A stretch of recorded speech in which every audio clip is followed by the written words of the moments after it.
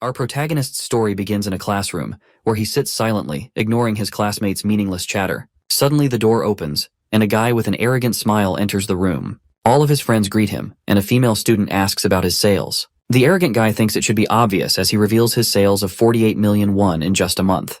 Her jaw drops, and his friends hope he's ready to throw a party. The guy lets them know they're all going to Doom Perignon this time. His friends sound excited, but the guy becomes serious out of nowhere and approaches the protagonist. He slams Park's head on the table and believes he has made things clear. The guy continues slamming Park's head and reminds him to buy next time or else he's going to get it. Park takes everything silently and holds himself back. The ones watching advise the arrogant bully to stop, or else he might get punished for it. He reminds them the teachers are literal scums. All he needs to throw is a little bribe. He forgets about the consequences and keeps beating the crap out of our protagonist. Park gives him a cold look, but the guy doesn't take the hint and keeps provoking our boy. The bully knows he can't turn to the police either because he's completely broke. He continues to annoy the protagonist, whose face shows clear frustration. Park can never forget what happened 2 years ago. Apparently, a high school gang suddenly gained the whole nation's attention. It was known as Nexus. Our boy was the one who stood against the gang's leader, Cheonsu Kim, all by himself. Just when Park thought things were finally over, his situation took a sudden turn when the gang's lackeys filed a suit against him. He couldn't win against fake yet consistent evidence, and in the end, he lost the case. His dad had to sacrifice his precious gym in order to somehow manage the settlement money. Park felt genuine guilt and frustration. He made a promise to never use his fists again. His father forgave him and assured him not to cry about it. Park was devastated. He learned he was nothing without money. As the protagonist heads back home, 3 dudes recognize he's Hanjun Park, the same guy who started a fight with the famous gang. One of them approaches the protagonist. The bald musclehead reveals his ring and drags Park to a sketchy alley. He starts giving Park a beating for no reason. The guy calls him wimpy, but Park holds himself back and doesn't fight.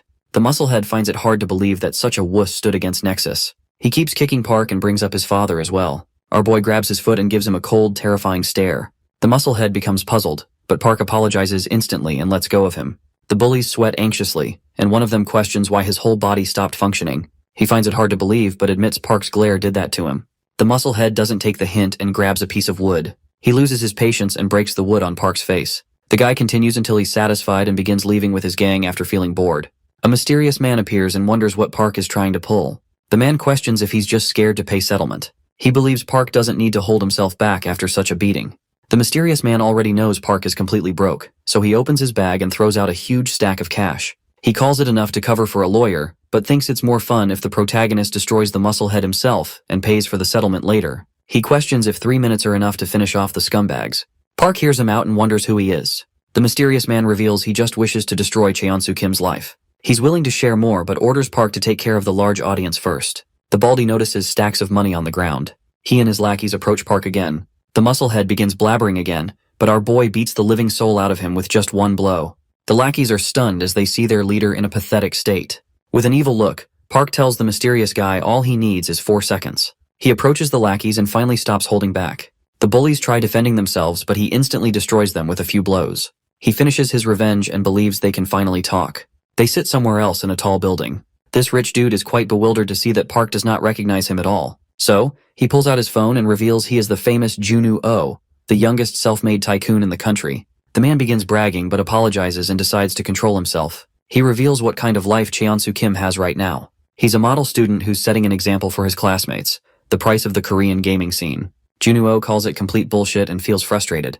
He reveals Cheonsu, with a crappy past, still controls the back alleys as a side gig, while his victim Park got owned and now lives a shitty life, like he's some beggar. Junwoo is confident he can do anything with money, but the reason he's holding back is because he wishes to destroy the scumbag's life in his own way, a crappy, low, and disgusting manner. He wants to push Cheonsu and his goons to complete rock bottom. From today, Junwoo is willing to take care of every expense the protagonist has, from hunting down the scumbag to pursuing an easier life. He's even ready to cover the gym business Park's father lost. Junwoo hopes our boy lends him his fists. That's his only wish. Park asks why he's after Cheonsu.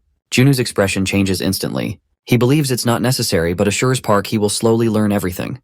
The next day, Park walks towards his class confidently, as he knows there's no reason to worry about money anymore. He swings open the door and hears the Nexus small fry threatening everyone again. Mogul orders everyone to spend $300 on his new line again. Park and Junwoo have a common enemy. Junwoo has ordered Park to clean the Nexus small fries from his school first. Mogul decides to check the order history and reminds the students he won't go easy this time. His friends laugh and enjoy the moment while some students become terrified. Park approaches Mogul and wonders if money is everything in this world. He prepares his fists and admits everything people desire comes from money. With a single punch, Park destroys Mogul, shocking everyone in the class. He finally accepts the fact that money is status itself. Mogul remembers he feared nothing.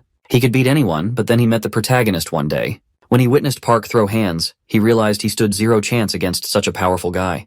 It was as if Park was not human. He fought like a wild beast. But he got unlucky when he met Cheon-soo. The gang leader destroyed Park with lawsuits, took everything away, and dropped him on his knees. That's when Mogul finally learned money is amazing. Money can solve anything. He began working on his online store and forced his classmates to buy his crap. As soon as he got rich, Park was nothing more than a tamed beast. Mogul finally reached the top of the food chain using his money. As he gets punched the crap out of him in the present time, Mogul wonders why he's getting destroyed now.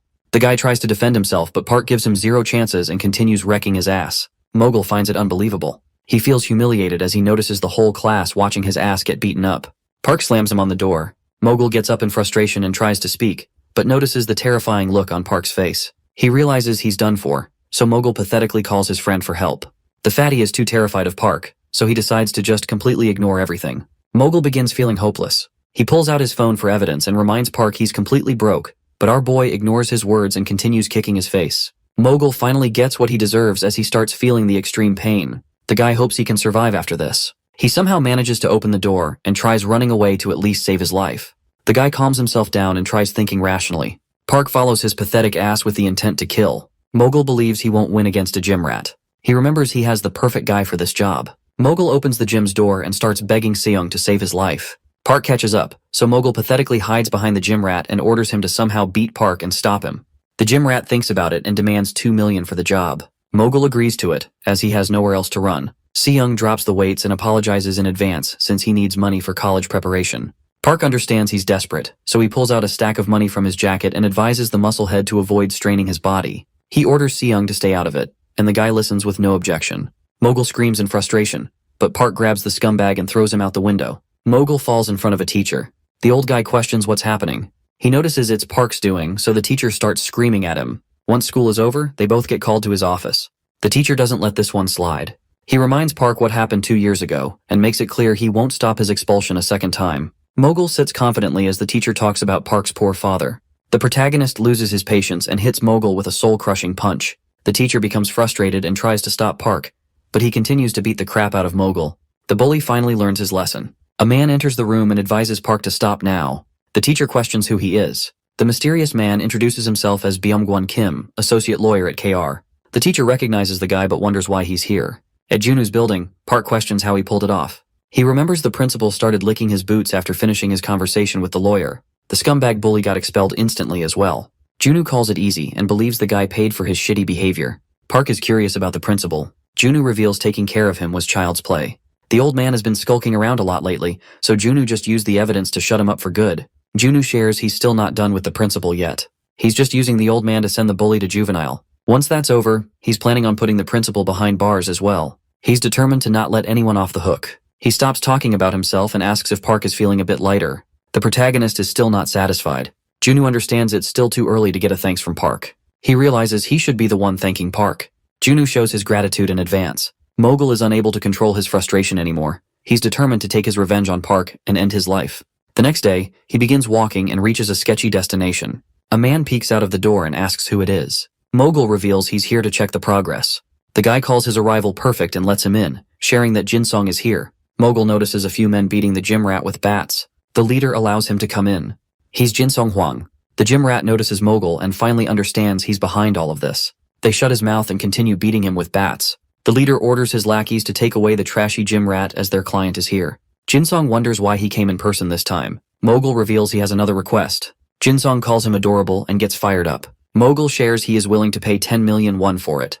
The yellow-haired lackey is surprised. He advises his leader to accept the request and asks Mogul to explain more. Jinsong smashes his lackey's head with a bat and orders him to keep his mouth shut. He believes Mogul is after a big fish this time. The scumbag shares he wants Hanjun Park dead. Jinsong gives him a cold stare and orders him to leave, as he is not dumb enough to stand someone like Park for 10 million. Mogul shares he's willing to pay 10 million up front, and once they finish the job, he will hand over another 10 million.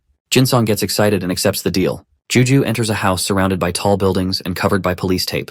He announces his arrival and apologizes for not visiting more often. He brings fried chicken with him and wonders why it's so small. Junwoo suddenly recalls his father's fried chicken. He starts craving it and remembers the last time he got to eat his dad's amazing fried chicken was 2 years ago. Junwoo's expression changes. He becomes enraged and remembers everything like it happened yesterday. He becomes silent for a few seconds but then decides to leave. He announces he won't be able to swing by any day soon because of his busy schedule, as he's finally getting near his goal. Junwoo leaves the house and sees his lawyer waiting for him. The guy shares Mogul is making a move again. He asks for instructions, but Junwoo reminds him he doesn't want to play a fair game anymore. The lawyer grins as he decides to follow his employer's orders. At night, Park's dad gets a call from the big gym. He accepts the offer and learns his salary is amazing too. He decides to go there tomorrow, and as the call gets cut, Park's dad screams in excitement and shares the good news. He wonders how they suddenly got lucky and believes they might even get rich soon.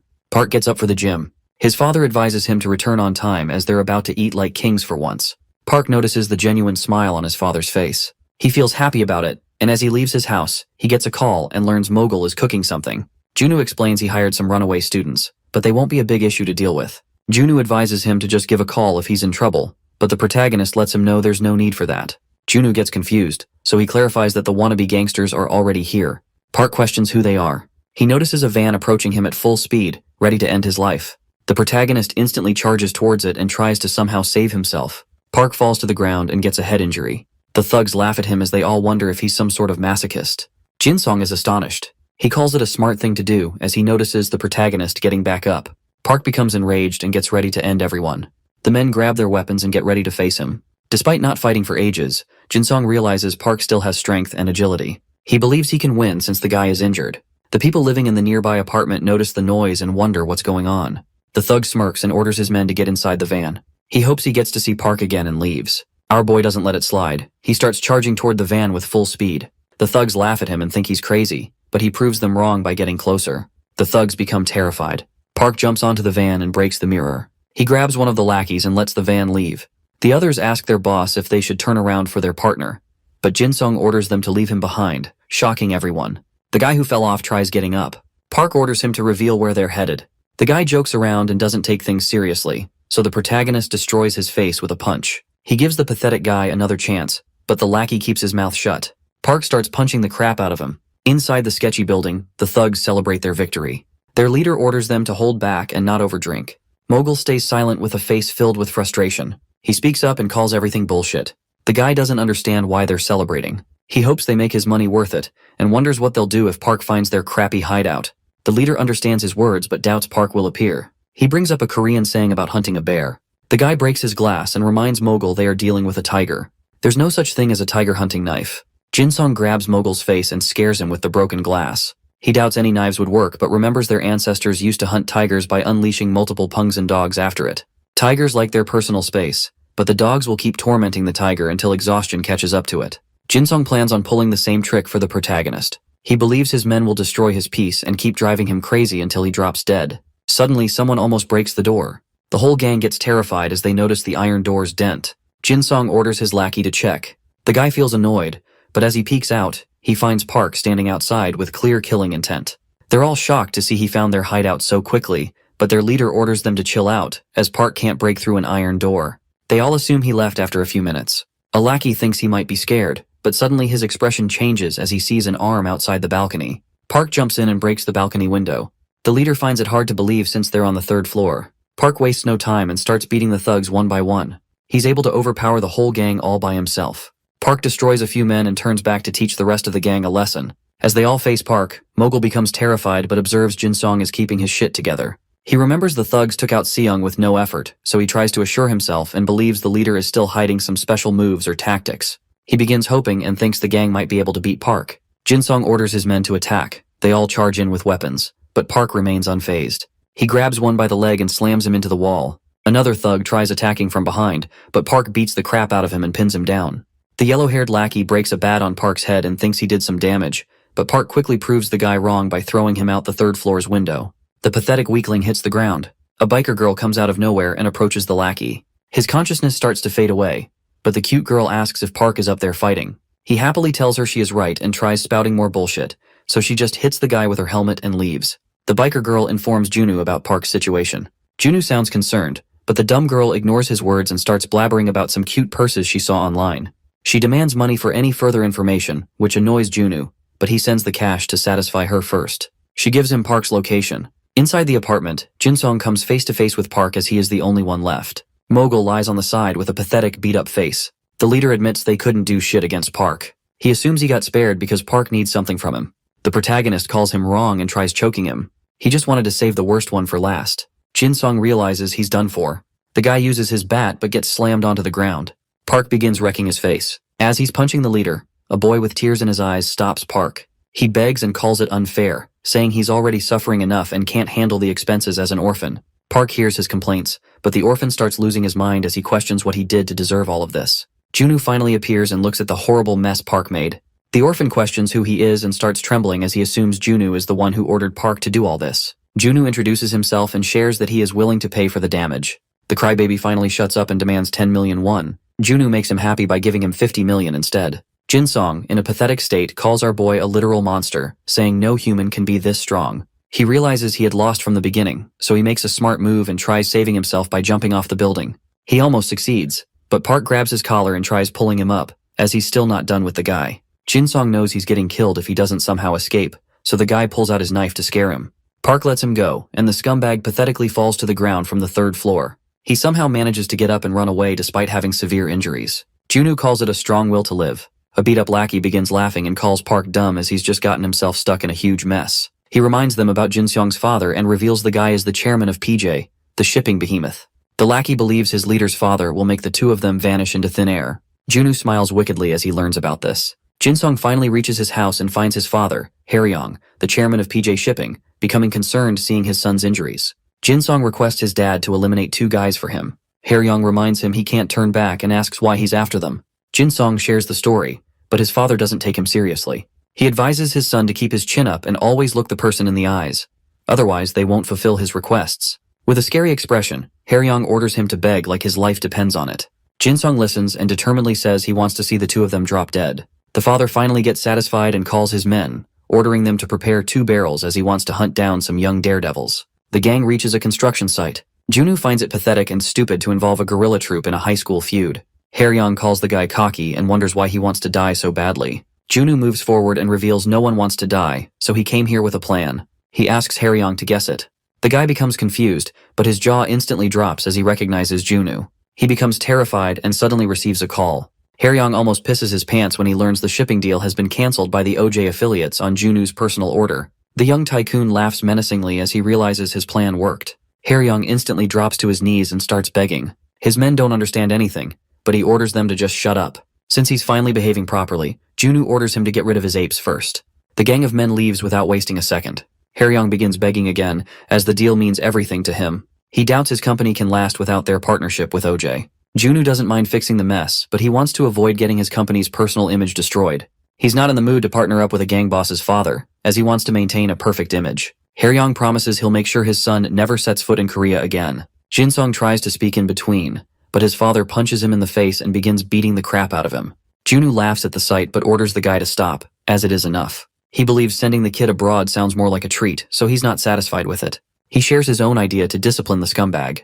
Haryong is willing to do anything for his company, so Junwoo tells him Jinsong's mess cost him 50 million today, which is a huge sum for some. He wants the kid to work it off, but Haryong doubts his son can pay up that much money. Junwoo smirks wickedly and recalls their family business is sea farming. Jinsong notices where he's getting at and finally realizes he's totally done for. The guy has no other choice, so he begins fishing on his dad's sea farming boat. Inside a huge building, Park sits with Junwoo and believes he's like a villain.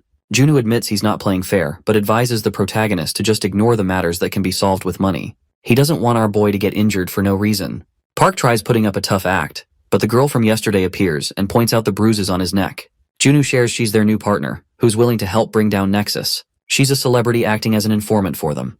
The girl feels embarrassed hearing such a label. Her name is Seoyeon Choi, and she feels a bit shocked as she assumed Park looked like a trucker after hearing so much about him. She calls our boy a dapper, but Junwoo reminds her not to get so close. She gives him a middle finger and lets him know she'll take a trucker instead. Junwoo suddenly recalls her stupid behavior the last time they called. She ignores his words and orders him to talk about business. Junwoo feels a bit irritated but remains calm and reveals they're here to make new plans for the next move. She believes there's no need for a plan, as Park can just whoop everyone into shape with ease. He reminds her Nexus has grown so rapidly, and Park alone can't do shit against such a huge army. He decides to begin with their combat force. The guy throws a file on the table and reveals someone might join them soon. The protagonist recognizes the high school name Junwoo is talking about and assumes it is Donghyun Kim. Junwoo calls him correct and reminds him it's the same guy who stood against Nexus alongside Park. Park remembers something else. Junwoo already knows the guy injured his knee during the first fight, which ruined his whole life. Junwoo selfishly makes it clear that he still needs the guy. Park becomes silent, but Junwoo assures him to chill out as they're all professionals. He believes it's a good opportunity for Park to make up with his old friend and clean the Nexus-infested school as well. At Donghyun High, the gang members hold a meeting, and one of them shares Mogul has been sent to juvenile. The bullying and forced purchases became the cause, so they can't expect any efforts from his side. The members laugh at the pathetic scumbag, but one of them believes they should teach the guy who did this to him a lesson at least, since Mogul was still their gang's member. The informant continues to share that the one who did all this was Hanjun Park. The high school's number one, Gyeongchol, is a bit shocked to learn this. They remember the protagonist promised to lay low. As they're discussing the matter, a student barges in and announces Hanjun Park has transferred to their school. The whole gang, including Gyeongchol, is surprised to learn this. Inside his new class, the protagonist introduces himself and reveals he's here to destroy everyone. The whole class stares at him. The teacher laughs it off and shows him where he can sit. Park walks towards his seat and sits down with Jo. The guy begins talking and says he was advised not to mess with Park, but he's getting the urge to still fight. The guy clarifies he just transferred last year himself and has been hearing about Park ever since. He just wants to see if Park lives up to his expectations. The guy requests a fair fight, but Park completely ignores him. He gets annoyed and slaps Park to make things more clear for him. Our boy smashes his head and destroys him in one blow, shocking the whole class. At the batting cage, Choi still calls it a bad decision to add Donghyun to their team. She knows many strong men for this job and believes Junwoo just pities Park's friend because of the knee injury. He calls her wrong and reveals that Donghyun is probably the most tenacious man he knows. People underestimate the guy because of his small build, but they end up missing his unyielding spirit, which he used against Nexus. He believes people with such spirits can break, but they never bend. She still doubts he can be useful with a broken knee. He believes the guy might fail to retain his vigor, but he's definitely going to develop a whole new edge. She becomes silent and thinks he should write a book instead. At the school, Park walks through the hallway with thugs all around him. He finally finds his old pal. A guy comes in and kicks Donghyun for taking more than 5 minutes to bring the snacks. He thinks his money was a total waste, so he starts beating the crap out of the guy to teach him a lesson. The other bullies think beating isn't effective anymore, but the scumbag believes he can make Donghyun more scared of him to make him faster.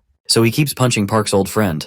Park watches everything with a cold expression. Inside Junwoo's office, Choi finally agrees to add Donghyun to their team, but doubts Park is the type to make up with an old friend. She believes it would be much faster if they just used money for it, but Junwoo reveals he's someone who doesn't care about money. He reminds her that the guy fought against Nexus just because Hanjun did.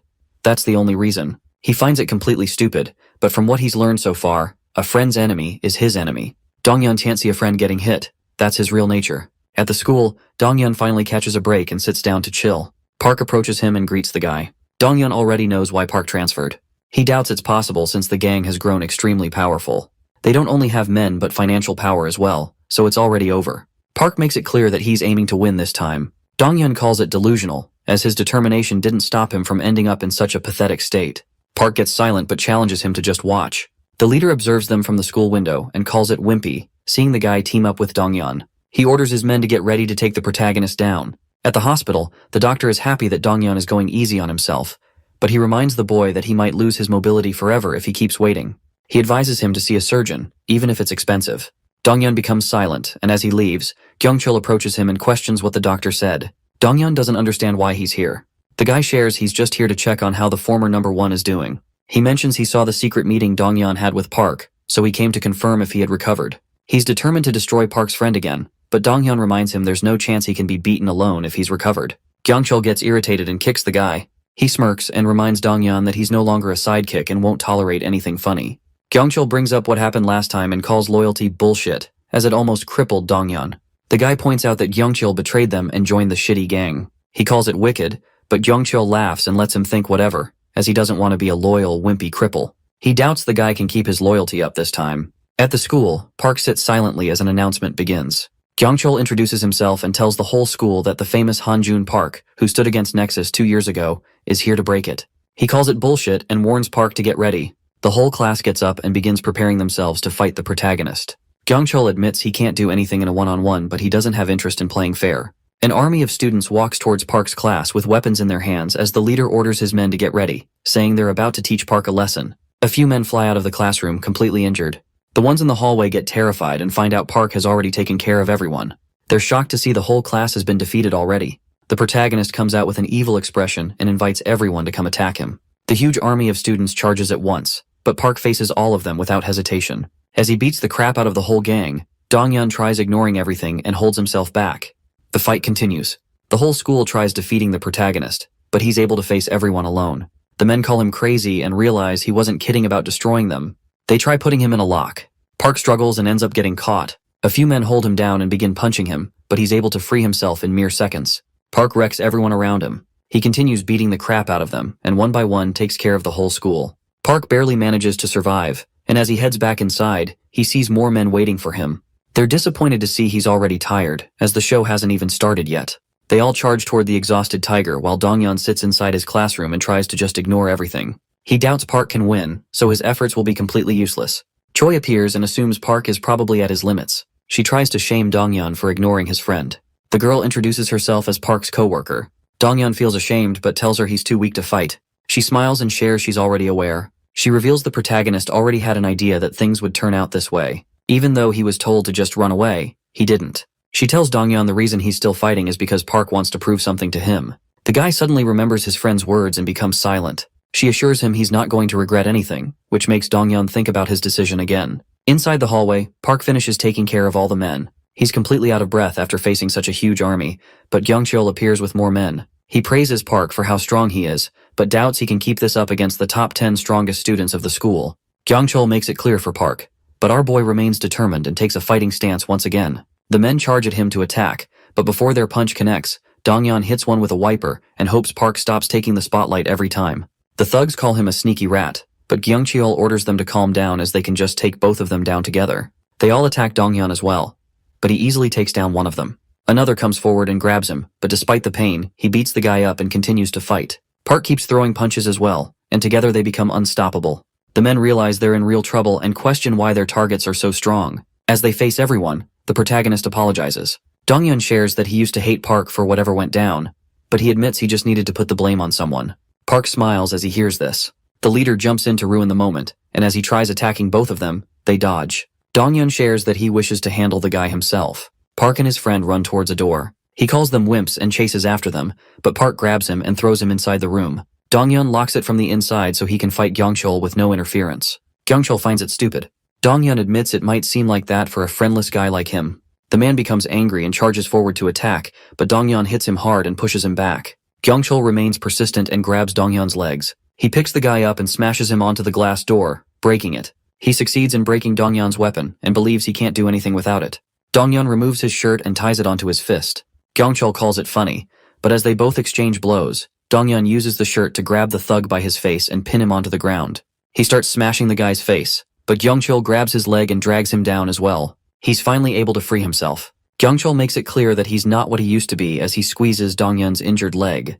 The guy screams in pain and lets Kyungcheol go. As the leader finally gets up, he catches his breath and becomes determined to someday take his revenge. Donghyun orders him to stop, which surprises Kyungcheol, as he thought the guy had finally learned his lesson.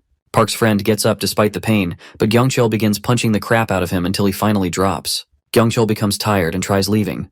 Donghyun orders him to wait once more and begins collecting the glass shards. Kyungcheol feels frustrated, so he charges in without thinking. Park's friend uses this opportunity to throw the shards and destroy the guy with an uppercut. He continues to beat Kyungcheol. The guy doesn't expect anyone to understand, but still reveals he's going to feel embarrassed later in front of Park if he doesn't win this fight. Kyungcheol begins losing his vision after taking punches from the guy persistently. Donghyun remembers everything he went through and lands the last blow to knock out the musclehead. His leg hurts, but Donghyun ignores it and walks out to find out his friend actually won. Park grabs his injured friend and begins laughing as they both leave the school. The chairman of the board, Dong Yeon, gets shocked as he lays eyes on the school. The guy learns Park was behind all of this. He looks at the state of the whole school and finds it hard to believe all this happened over a single guy. He laughs and orders his men to bring him Min. As he comes face to face with the guy, Min reveals they don't interfere in their students' problems, but don't mind handling the grown-up conversation themselves. Dong Yeon learns who's behind Park but still calls it unfair, as he lives in a law-governed country. He calls it unfair,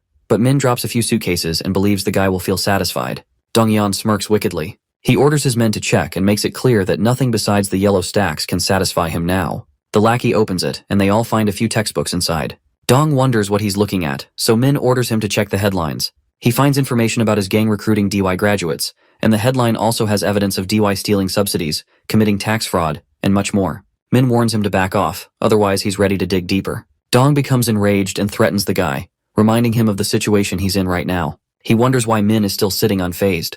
The Four Eyes tells him things won't stop with his death, and if KR and DY fight each other, he doubts Dong will win. Adding the death threat on top is enough reason to start a deathmatch. Dong holds himself back and orders his men to pull back their weapons. He goes straight to the point and asks what Min wants. The Four Eyes demands the whole school, which surprises Dong. At the hospital, Choi finds it hard to believe that the protagonist stood against the whole school and still came out unscathed. Park begins answering her, but the doctor appears and informs them he doesn't know how the guy has been holding up. However, he looks relieved as he informs them the surgery was a total success. The doctor is sure Donghyun will recover from this. Park begins smiling as she hears this news. Somewhere at a fancy restaurant, Junwoo sits patiently near a woman, thanking Cheonsu Kim for his precious time. She begins taking his interview. Junwoo reads the news about the school and begins smiling in satisfaction. He hears the woman leave after the interview is over. Cheonsu recognizes Junwoo and understands why his team schedule got cancelled. He believes Junwoo is the one behind the magazine interview. Cheonsu is surprised that an important guy like Junwoo is trying to find him. He feels good about it, but Junwoo smirks and orders him to cut the bullshit. He sits down and reminds Cheonsu about himself. The gang leader smiles and assures him he remembers everything, but things have changed. He praises the guy for reaching such heights and believes he is nothing more than a gamer. Cheonsu shows his admiration for the guy, but Junwoo sees through his bullshit and makes it clear he won't move on so easily. Junwoo smiles wickedly and reveals he destroyed Donghyun High. Cheonsu remains calm and starts leaving as he has nothing more to say. He tries going for a handshake, but Junwoo ignores him and doesn't show any interest. Junwoo hopes he can keep up his crappy smile the next time they meet. Cheonsu gives him a smile again, but as he leaves the restaurant, his expression shows frustration. Junwoo feels a bit relieved. He was unsure if he still cared about the grudge and thought he might end up getting intimidated, but now he realizes he was stressing for nothing, as Cheonsu's face still makes him angry. Inside a car, Cheonsu's driver wonders if he's going to take any action. The guy calls the school fight an invitation and reveals he's definitely going to fight back. Cheonsu believes this battle will be the biggest in Korean history. At a fancy building, Tae-soo Choi walks into a room full of men. He questions why he got called for an urgent meeting, despite the others sharing their frustration about it as well. Cheongyu thinks they shouldn't be so negative. As all the leaders gather for the urgent meeting, Tae-soo learns they will be talking about Hanjin Park. He thought the guy had been lying low after getting his life destroyed by the gang, and the others remember the same thing. Dongcheon wonders who he is, as he doesn't know what they're talking about. Moon-gil Lee laughs at his confusion but guesses it's normal for a crappy noob like him. The guy mocks Dongcheon but begins explaining that Park is a huge pain for the whole gang. He used to be the leader of a small district. Nexus had control over the whole surrounding area and a few provinces, but Park didn't let go of his district, which was humiliating for the gang. The bigger issue was that more and more people got inspired after learning about Park, so Nexus had to deal with more enemies. The gang poured everything into destroying whoever stood in their way, but it didn't go perfectly, which is the reason they're gathered here. He shares that the unpredictable happened. They fought against Park with all their forces but still lost every battle. Soon, Nexus came to the point of breaking up because of a single guy. Dongcheon finds it hard to believe. Moon-gil thinks he'll understand once he sees the guy with his own eyes. He calls Park a literal beast. Dongcheon begins laughing and calls everyone a wimp, as they lost against a single guy. The leaders become enraged, and Moon-gil warns him to shut up or else he'll get reminded of his place. Ji-hyuk stops the guy and calls Dongcheon's words correct. Tae-soo agrees as well but believes it's old now. He thinks they're overreacting, but Cheon-gyu orders them to remain cautious. He knows it doesn't mean anything to them, but to someone like Park, their carelessness might become a huge opportunity. Cheon-soo finally arrives and greets everyone. He apologizes for the urgent call and decides to treat them to dinner later. Cheon-soo reveals the protagonist made his move, so a deathmatch is unavoidable. He's already decided it but wanted to have a face-to-face meeting for such a matter. Tae-soo doesn't mind his decision, but thinks there's no reason for a war. He thinks they're overreacting over a crappy school. Cheon-soo's expressions terrify the guy, so he instantly shuts up. He questions if he's really making a big deal out of it, but In-soo-nam speaks up and calls his decision correct. He's willing to handle the matter himself. Cheon-soo smiles and asks if he's sure about it. He reveals money won't be useful anymore, as their enemy has a strong backer this time, so he's going to need a lot of preparation. In-soo touches the scar on his face and coldly lets him know he's been prepared ever since he got the scar. Cheon-soo begins smiling and decides to let him handle it. He asks if the others have any objections. All the leaders agree with him. Dongcheon feels excited since Park wrecked them last time. Cheon-soo officially orders the Incheon chapter's leaders to take care of it and finishes the meeting. In-soo begins laughing maliciously as he finally gets the chance to take his revenge. During nighttime, a gang of bikers gathers at a mysterious place. In-soo reveals their opportunity to destroy Hanjin Park has finally arrived. A fat, ugly biker moves forward and asks his boss if he's finally allowed to kill the scumbag. Junwoo takes Park to the same burnt-up house and believes it is unfair that our boy knows nothing about his past, how he earned his wealth, or why he hates Cheon-soo so much. He invites Park inside and says he's willing to share everything. As they both sit down, Junwoo reveals that the money he has actually belongs to the owner of this house. He explains what happened 2 years ago and starts by mentioning his childhood friend named Hyok, who was extremely close with Junwoo, a friend who he could call his family. As they both sat together at his friend's house, the guy showed Junwoo that he had come up with a stock trading AI, a software that could analyze important information and generate a recovery plan as well. Junwoo learned it could predict the market just by studying the outcome. He was interested in Hyok's idea, but then Park lost to Nexus, which changed everything. The gang began controlling his district, and Cheon-soo's goons started bullying Junwoo. But he's the type to not bend easily against petty scumbags, so he fought back with everything he had. Hyok was the same way, so they both faced the gang despite being horrible at fighting. Junwoo believed the gang might let them off the hook after getting tired.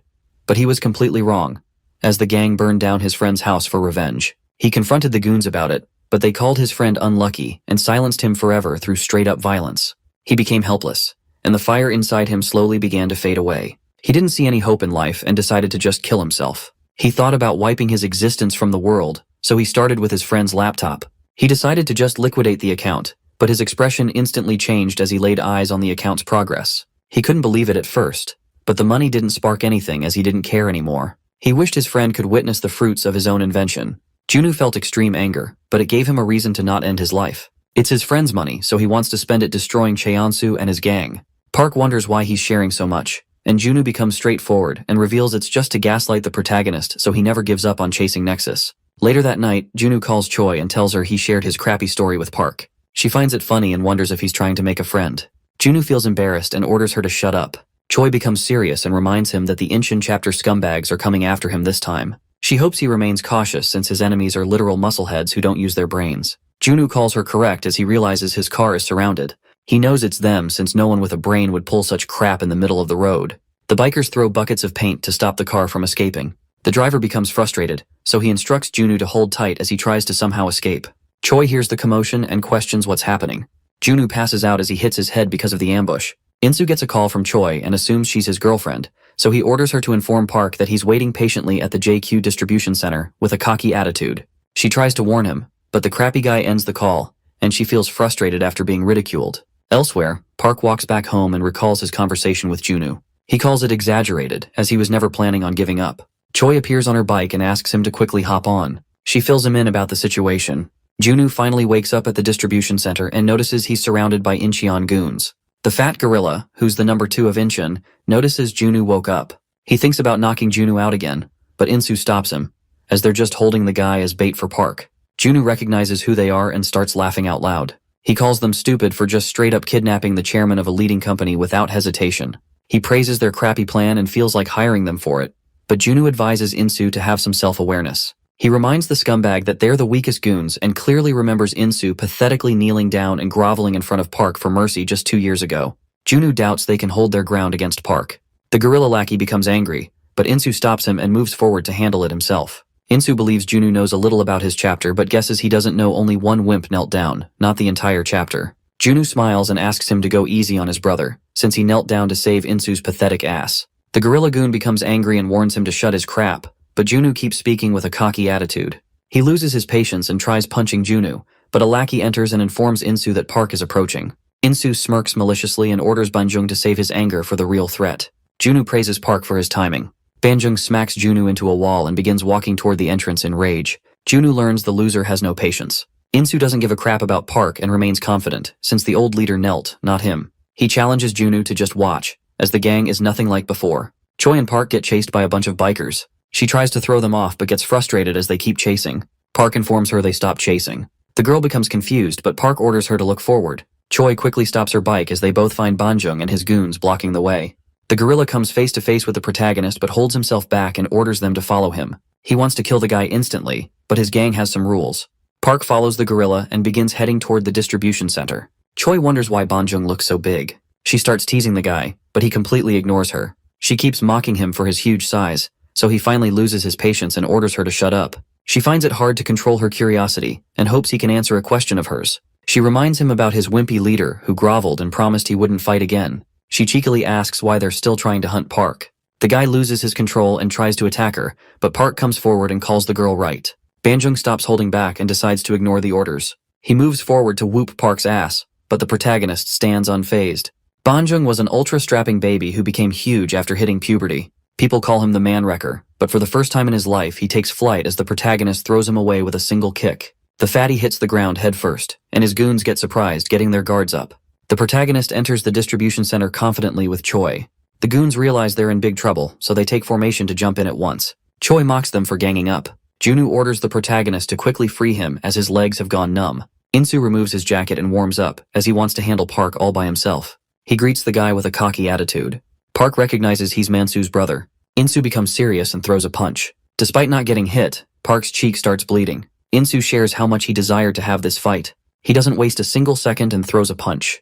Park tries dodging but still gets hit, which shocks him. Insu announces that today he's going to take revenge for the dishonor his gang suffered 2 years ago. Park ignores his words and begins attacking, but his kicks and punches don't connect. Insu is able to dodge all attacks easily. Park tries to hold his ground against the guy, but Insu connects a straight punch to his face and mocks him for being slow. The protagonist steps back and feels frustrated, but Insu motivates him to keep fighting as he wants to let out a lot more rage. Insu orders him to stand up with a cold expression. After the former leader got his ass whooped, Insu took 0 breaks and tirelessly worked hard because of the humiliation he felt. He felt shitty after learning his brother, the strongest in Incheon, had knelt down in front of Park without even fighting. Insu quit boxing because he wanted to become a real fighter. After that, Insu put himself through hell and destroyed 27 schools and multiple gangs just to get stronger to fight against the protagonist.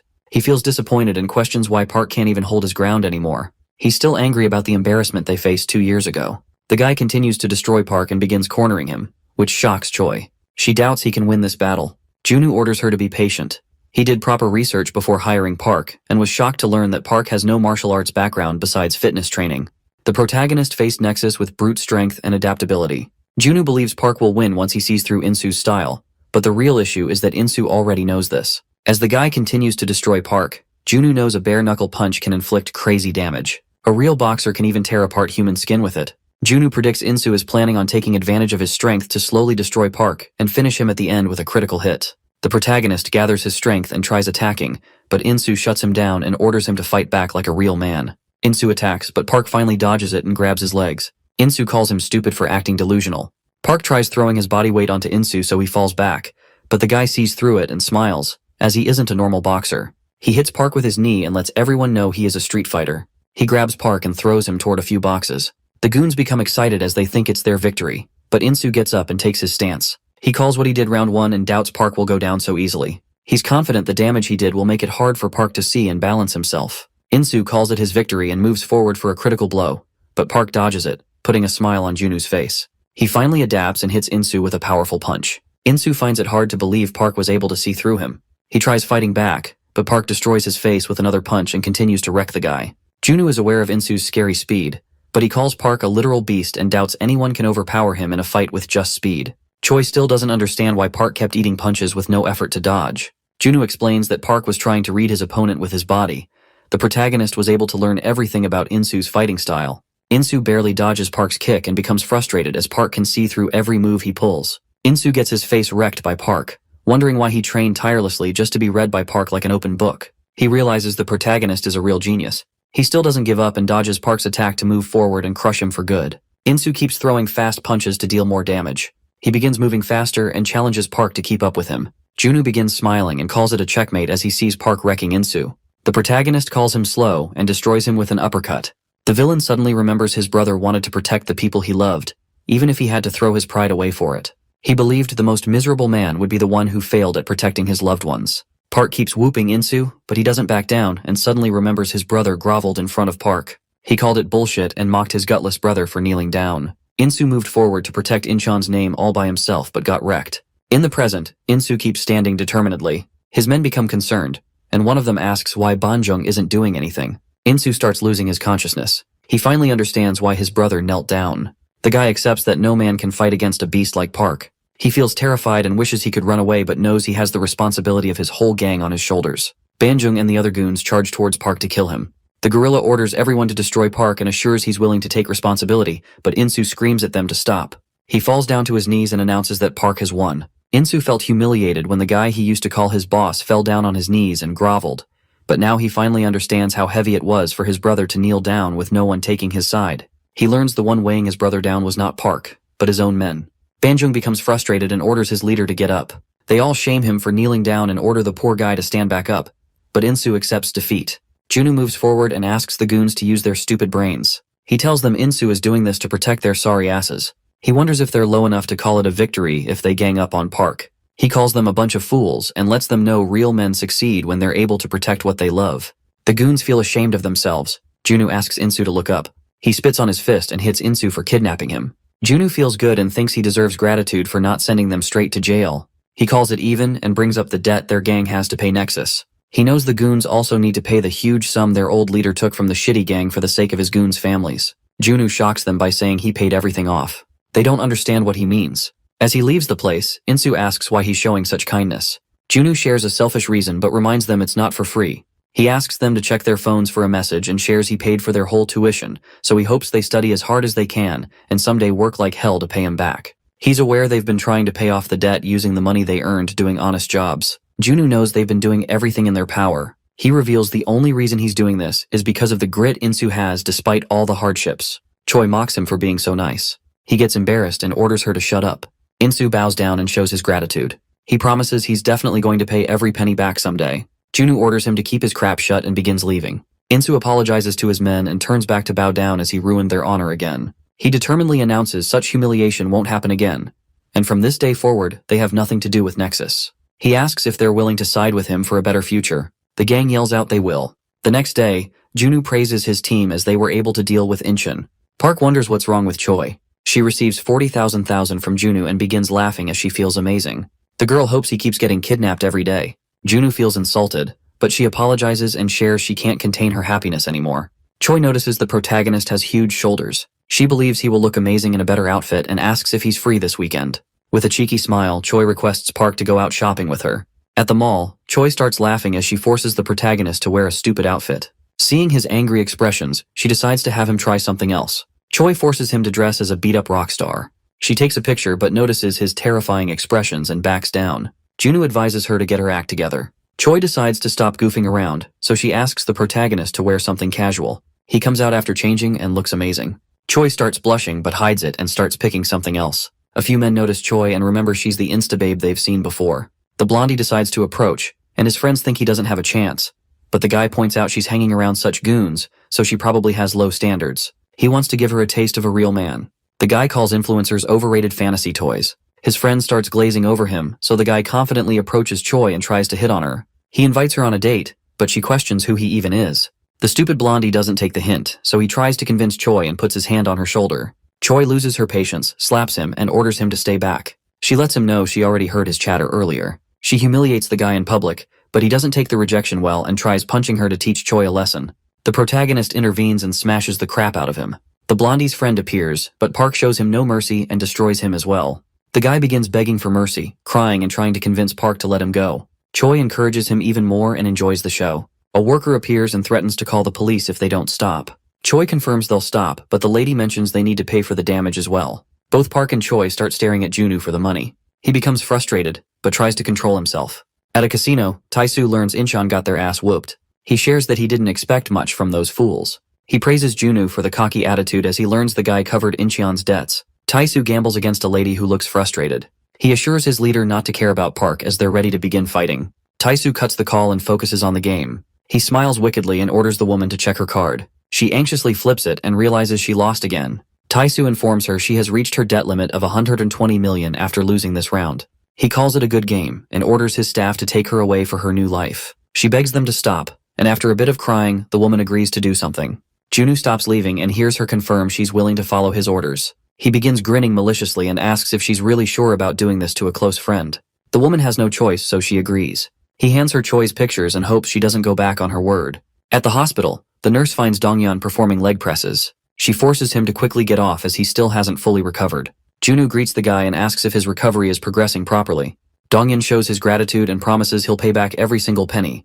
But Junwoo assures him not to worry, and even lets Donghyun choose for himself. The guy is thankful, but makes it clear that he's definitely going to win against Nexus. He's doing it for himself only. Junwoo smiles wickedly and hopes he gets better quickly. At the huge building, Junwoo informs Park about his interaction. The protagonist feels glad. Junwoo goes back to business and believes things are going just as they predicted. He expects their next enemy to be the guy who loaned Incheon the money, Tae-soo and his Gyeonggi chapter. Junwoo doubts Park knows about the guy, so he reveals Tae-soo is the financial foundation of the gang, a greedy scumbag who makes money through loan sharking. Junwoo wants to prioritize destroying his chapter first. Junwoo wants Park to meet someone, so they both reach a random warehouse. Junwoo shows gratitude for the cooperation and begins talking to an anxious weirdo. The guy hopes they can protect him after this. After some convincing, he reveals Tae-soo is a literal Satan. He begins sharing his story and tells them he used to get a lot of compliments daily. His friends thought he could become a great influencer, and he liked their words because he wanted to become one himself. But no matter how hard he tried, the reality was he couldn't get famous, until one day he got invited to a party held by celebs with thousands of followers. He thought it was an opportunity sent by God, so he began going to their parties. The celebs he met supported him, and in a few days, his following finally increased. He started feeling amazing, but it was temporary as his new celebrity friends began showing their true faces. He got dragged to a casino with them, and despite his warnings, they kept gambling. Soon he got kicked out of the gang as well. It didn't take long for his followers to drop back down, and no matter what he tried, he couldn't regain it. He became desperate and tried going back to his celebrity gang to recover his followers. He started gambling as well, and he instantly became addicted, losing everything he had. He knew he was done for if he didn't earn it back. That's when he met Tae-soo Choi. The guy gave him a huge loan, and he took it without thinking twice because he was a complete idiot. Now he's stuck trying to pay it back. The thing that makes him angry is the fact that Tae-soo is the same person who forced him into such a shitty addiction. He's aware it's his fault, which is why he's going crazy. He regrets his past actions. Junwoo gets up with a serious face and assures the guy it's not his fault. He got used because of his dreams by those scumbags. Junwoo promises they're going to destroy Tae-soo soon. The next day, the green-haired weirdo barges into the casino and orders the men to bring him some chips. He remembers Junwoo ordering him to enter a Nexus casino with Park and play a little. The guy becomes frustrated, thinking he wouldn't have to be involved. But Junwoo thought that's exactly what they'd be doing. He determinedly announces that he's going to take down all gambling parlors under Nexus, which shocks the green-haired weirdo. The casino workers ask what he has to offer. He remembers Junwoo guaranteed his safety, so the guy confidently shows the bag filled with stacks. Junwoo allowed him to gamble his money, and he can even keep whatever he wins from it. The weirdo orders the casino employees to bring him the chips. They think he's stupid but guide him toward the table. Earlier that day, he didn't understand how this plan was supposed to work, so Junwoo explained he's going to win everything to make them go bankrupt. Junwoo was confident, as he knew a way to win every gamble. Usually the dealers lose a few times, but from what Junwoo learned about the casino under Nexus, he believed they were created in a way to guarantee the dealer's victory every single time, which means they're somehow cheating. The green-haired weirdo knew this already but wondered how he could win against such people. Junwoo shared a plan that could use the cheating to their advantage. At the casino, the guy goes all in, which amazes the dealer. He decides to play along and tries cheating. Park yells that he got caught red-handed and shatters the window to come inside. The dealer tries to shut him up, but Park jumps onto him and destroys his face with a single blow. The weirdo thinks he won since they're cheating, so he guesses the money is his, but Junwoo already knew the casino wouldn't hand it over without a fight. A few men appear to take care of the whole mess. They threaten the green-haired guy, but Park is there to finish them off. They charge at him, but he easily overpowers everyone and humbles them for good. The weirdo begins his second game, and Park watches closely to catch the dealers cheating. He beats another dealer as he spots the guy cheating. Junwoo thinks they're using violence this time, but believes it's not unfair since he's not trying to scam anyone. At the headquarters of Tae-soo's chapter, a man fills him in on everything, which frustrates the guy. He admits Junwoo is playing an impressive game while sitting in front of Choi. She's disappointed in her friend, even though the other girl tries apologizing. Tae-soo says sorry for his rudeness as well and hopes she hears him out, as he has an opportunity that might be beneficial. Choi becomes curious, so the guy continues speaking and requests information about Junwoo's plans. He assures her he's willing to pay 3 times what Junwoo is giving her. The girl agrees instantly and seals the deal, which shocks the guy. She sends him the account number, but the guy remains cautious and lets her know if she lies, he's not going to show any kind of mercy. She laughs it off and calls herself a horrible liar. Choi receives the payment, so she begins explaining what they're hiding. Choi starts a countdown, confusing Tae-soo. She announces the plan to destroy his headquarters has begun, shocking him again. The door breaks open and Park walks in like a beast. The green-haired weirdo follows him inside for his sweet revenge. The men rush towards Park to beat him up, but he instantly beats them up with no effort. Tae-soo begins feeling hopeless and realizes no plan of his can ever help him win against such a beast. Tae-soo's top men ask him if killing is allowed. He grants them permission, so they smile and rip off their clothes for a serious fight. Tae-soo accepts he can't do anything in this situation, so he starts running as fast as he can. He knows the men he hired are just scarecrows with no real strength. The 2 men get destroyed by Park. Tae-soo tries calming himself down. He knows he doesn't have the power, but he was always able to somehow manage with money and influence. He believes he's capable of defeating Park. The protagonist finishes cleaning the whole headquarters. Choi disappointingly informs him that the sucker ran away. The next day, Junwoo learns about the rat who ran away. He praises Park and orders him to stay ready. Junwoo becomes a bit frustrated, as he's aware it won't be ready. He expects Tae-soo will take revenge with a lousy plan. Somewhere in a sketchy building, Tae-soo's goon learns he somehow managed to escape. He calls it a wise choice, as it's stupid to fight such a beast. His goon orders something and assures the leader he doesn't need to worry. Tae-soo orders him to post it, so the guy uploads a 2 billion bounty on Park's head. Tae-soo's real influence and power actually come from online gambling. He has a following of 87,000 users. Men across Korea notice the bounty, but some of them know it might be a dangerous job if the bounty is so huge. Tae-soo knew people might back down because of this, so he introduced a special system that rewards people for small efforts as well. Students begin leaving the school to go after Park for the bounty. Many people start aiming to kill Park. Tae-soo's amazing plan begins rolling. As Park walks home, a girl calls him but apologizes while making an excuse. Park doesn't think about it, but the cheeky girl pulls out a knife and tries attacking from behind. Park is easily able to see through her. He observes she's not a part of Nexus. The girl gets surprised and mentions money. Another one attacks him with a bat, but Park easily stops the guy and smashes his head with the bat. He orders the girl to spit out everything, so she gets terrified and reveals an event is happening on the site she uses. Park learns Tae-soo Choi is behind this. He becomes enraged but notices more ordinary people coming his way. Tae-soo's minion starts getting reports. He learns the people are doing their best. At first the guy was hesitant about Tae-soo's incentive system, but now he admits it's working perfectly. Tae-soo knows he might go broke because of his system, but he's already expecting a favorable outcome. He reveals he chose the gambling market because it destroys greedy men. If a rich guy was offered the same money, he would look down on Tae-soo.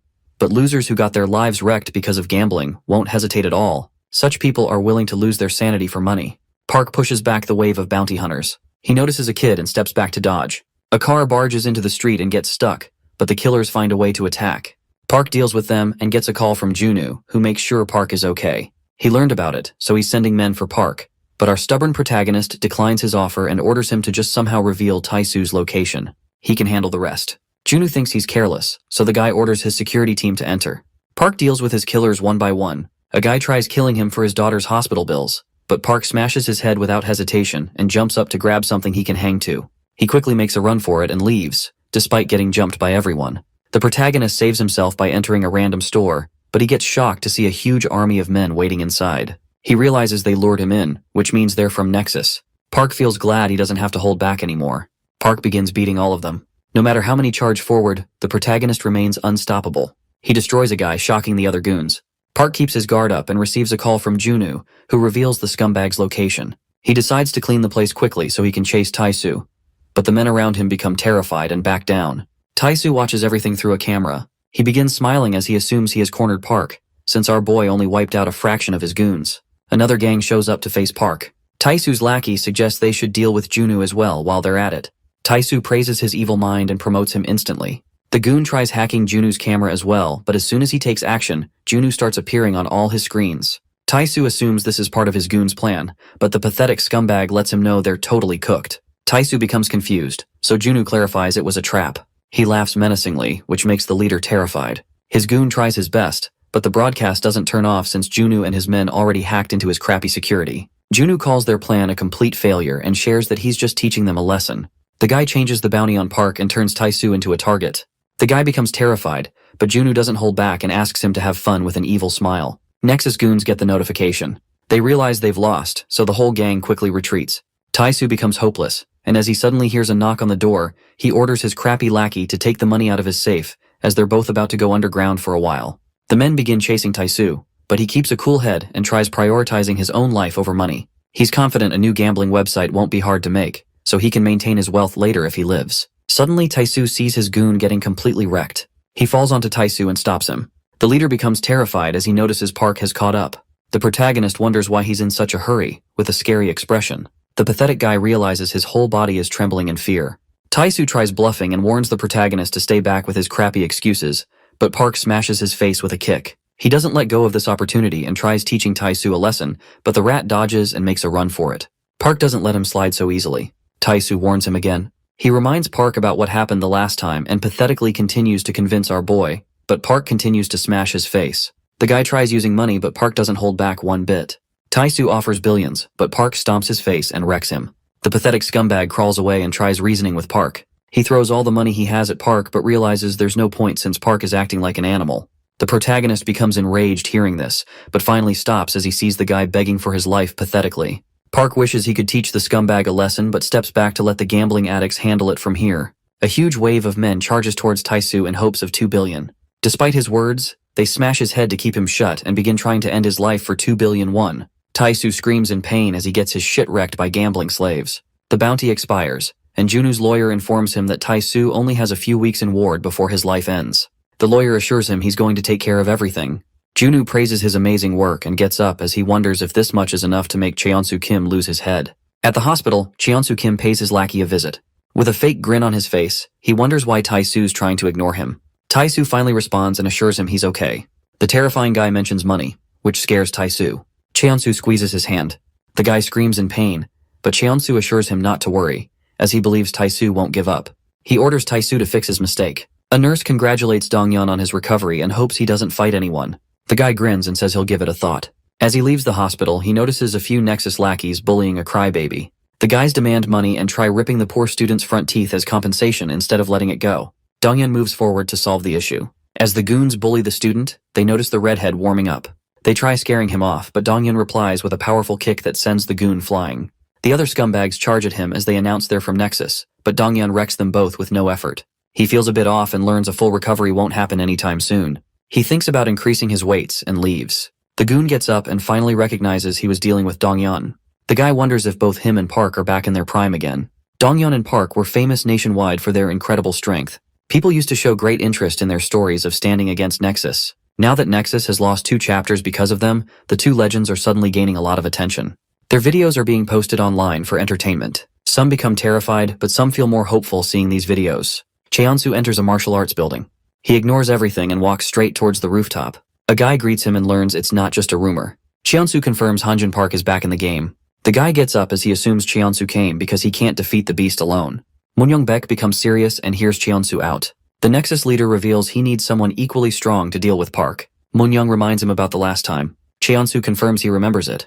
2 years ago, Moonyoung got used by the guy like a joke, and now he has the confidence to come back crawling with his crappy request. Cheonsu makes a crappy excuse and assures the guy he's going to be rewarded. Cheonsu offers him whatever he wishes for. Moonyoung flexes his bicep as he hears this, but the guy suddenly becomes serious and asks if Cheonsu is willing to sacrifice his throne for it.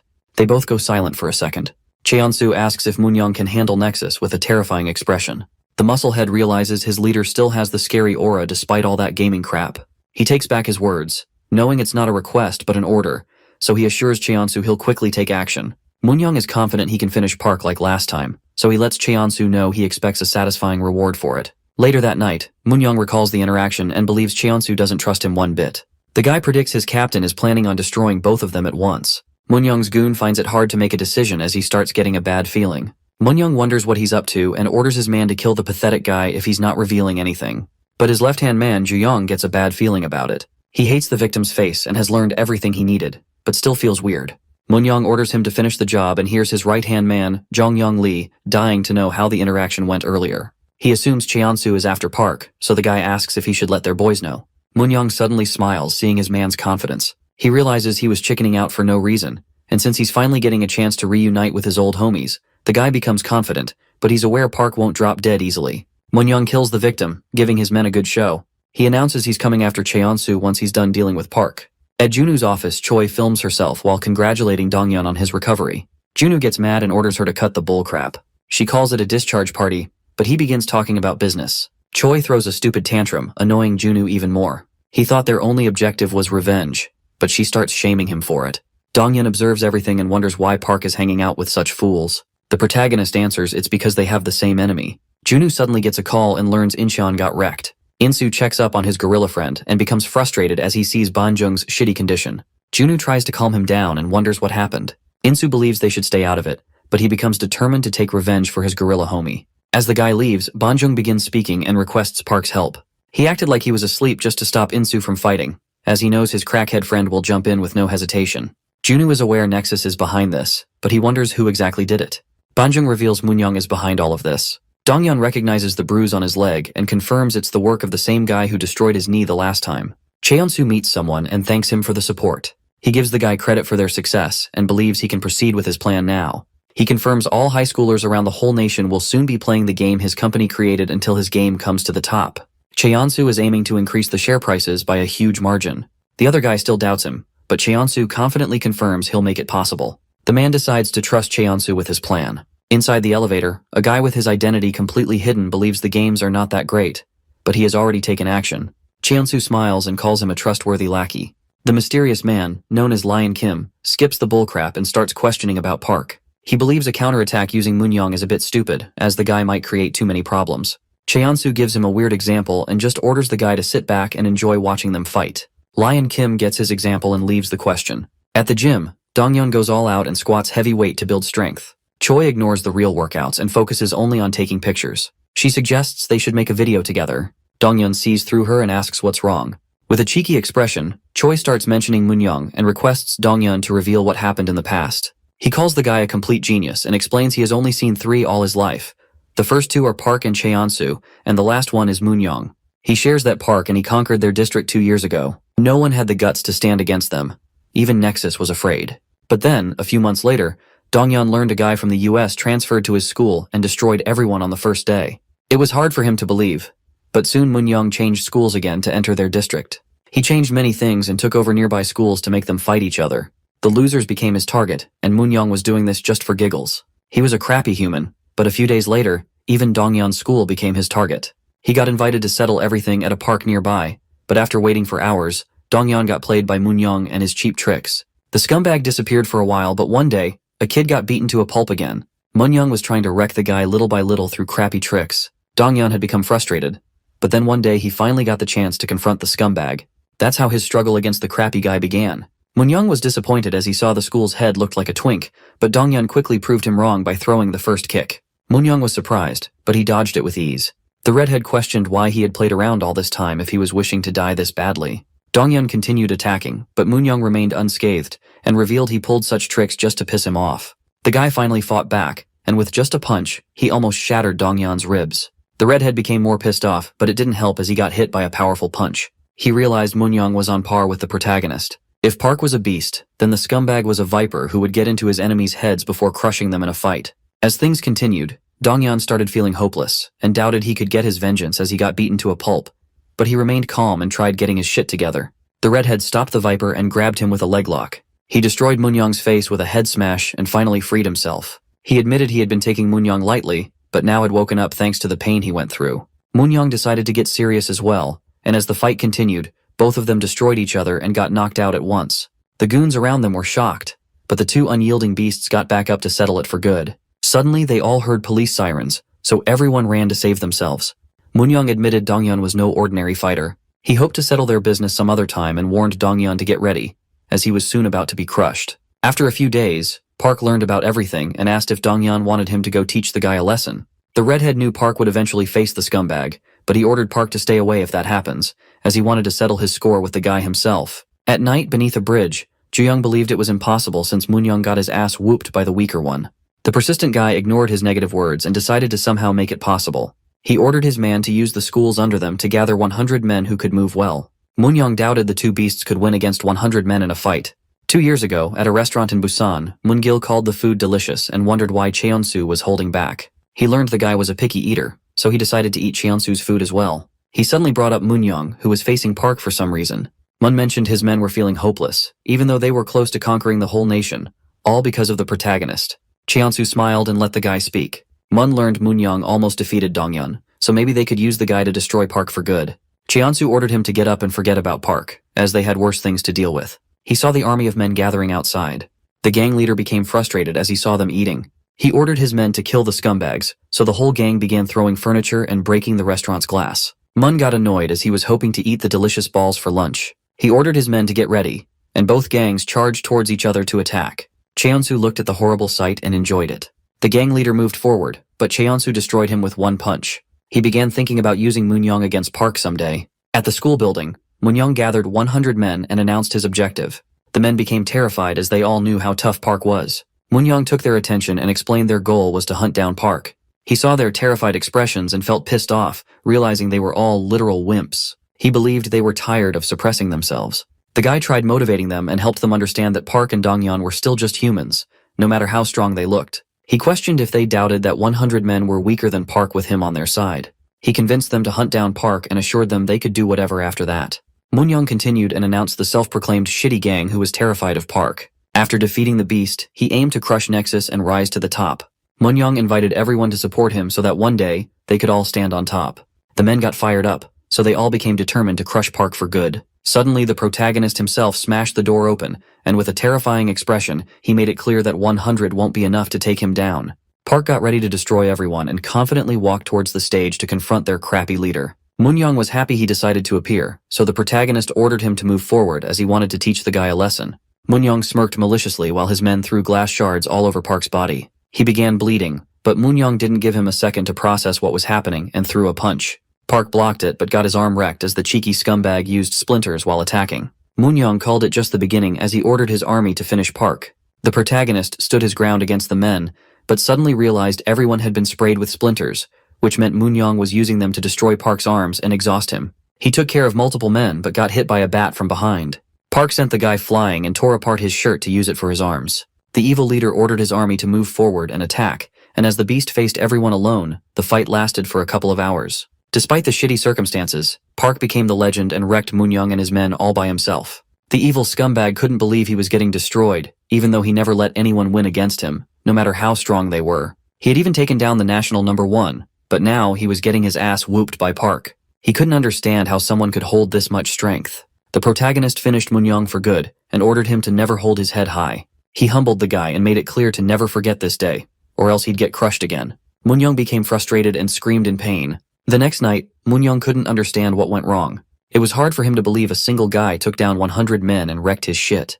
Moonyoung finally accepted that he might never get anywhere close to the protagonist. Ju-young appeared and questioned why he had such a miserable expression. He reminded his leader that he was the legendary Moonyoung and believed he would come out victorious someday, no matter the cost. Moonyoung finally got up and apologized for acting like a wimp and letting his emotions get in the way. After this incident, Moonyoung and his goons disappeared, but the fight that went down soon caught everyone's attention. Many were amazed to learn the protagonist took down 100 goons.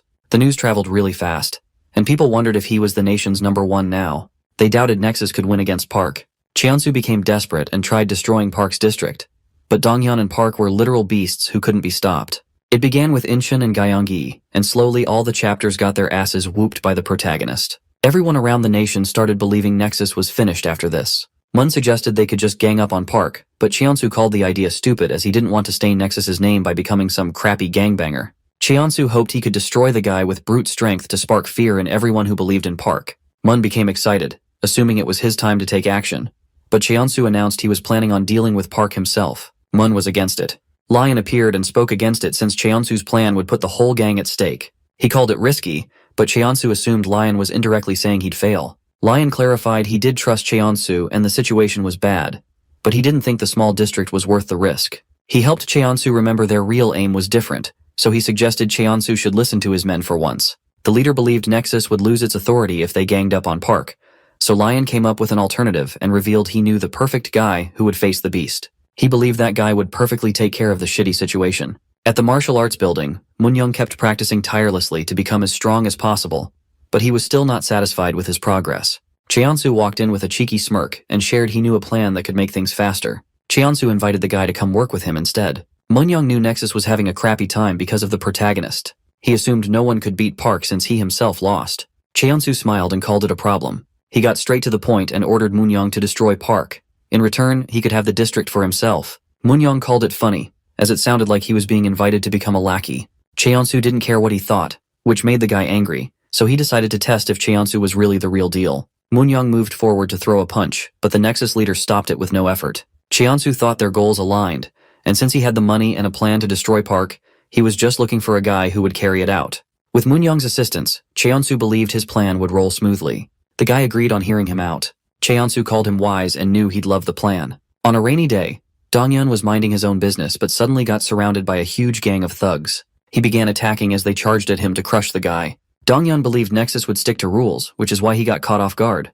The redhead still didn't give up and continued to fight the gang with his powerful kicks, but his own friend betrayed him. Moonyoung used the opportunity to corner him and destroy the guy for good. Donghyun realized he was in a horrible situation with no hope of winning. As Park saw the text, he became frustrated and quickly reached Moonyoung's location. That's how his downfall started. Park saw injured Donghyun tied up. This was going to be their last battle from 2 years ago. With a terrifying expression, Park reminded Moon-young about last time, but the persistent scumbag made it clear that he wouldn't stop looking forward unless Park pulled out his eyeballs. Moon-young used a metal rod and instead of hitting Park, struck Donghyun's knee, wrecking his life. The protagonist felt so much rage that he rushed towards Moon-young to stop him for good, but the villain's goons used chains to stop him from moving forward.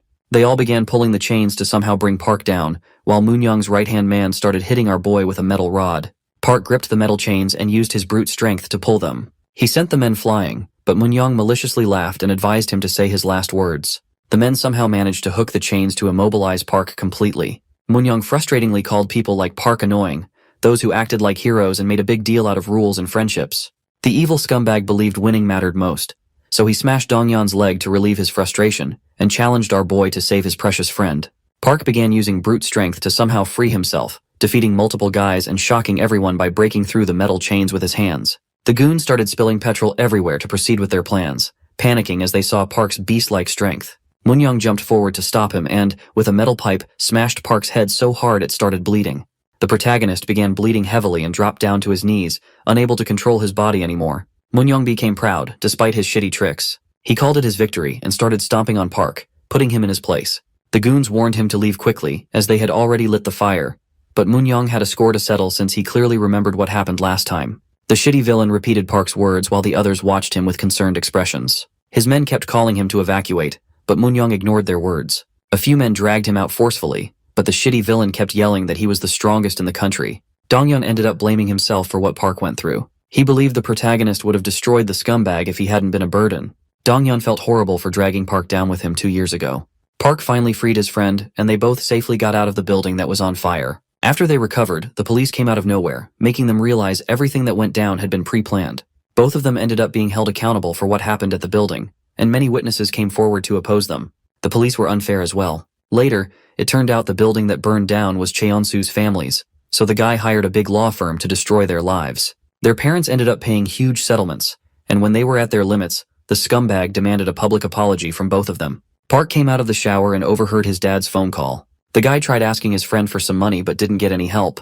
His father brushed things off with a fake smile on his face while his friend advised him to discipline his son. As the guy finished his call, he came out to see Park had already left. He guessed it was only natural after what went down. Park went outside and tried controlling his rage. He clenched his fists and punched a tree with all his might.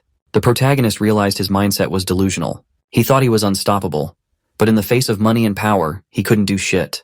That's how the war came to an end. Our boy got called by the gang. Cheon-soo confronted him and kept beating Park to a pulp, but he didn't fight back. He learned fists alone weren't enough to win all wars. The protagonist had to get down on his knees in front of Cheon-soo. The shitty leader mocked his cheap tricks and helped Park understand how the real world works. He warned the protagonist to never fight again and to keep his head down, acting like he never existed. Cheon-soo called this a punishment for whatever Park had done. Park had no choice but to go along with his shitty plans.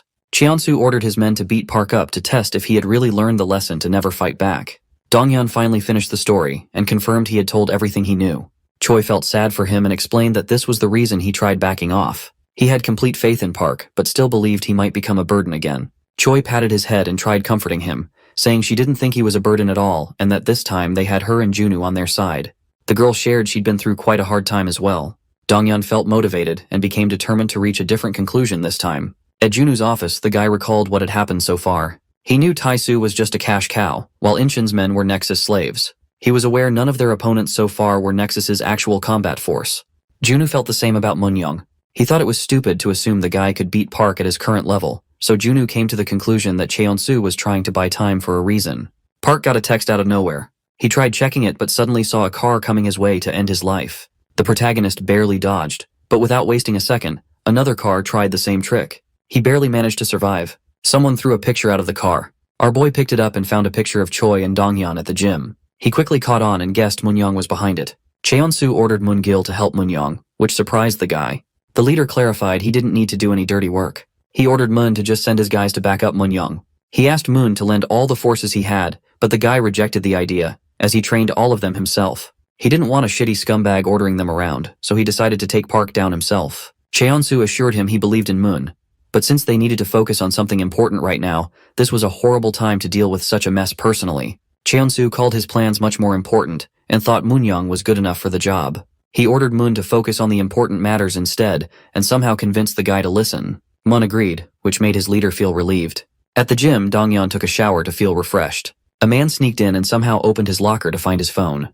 The guy used a special gadget to hack it, which helped him install a tracker. After a while, as the redhead walked back, he suddenly got attacked by a biker, but his fast reflexes saved his life. It didn't stop with the surprise attack, as he saw an AC falling from the sky.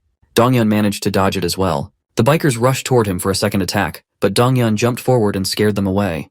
They gave him a picture as well. This time, it was Park's picture, which confused the redhead. He became frustrated and wondered what Moonyoung was trying to pull this time. Moonyoung and his men gathered at the assigned location.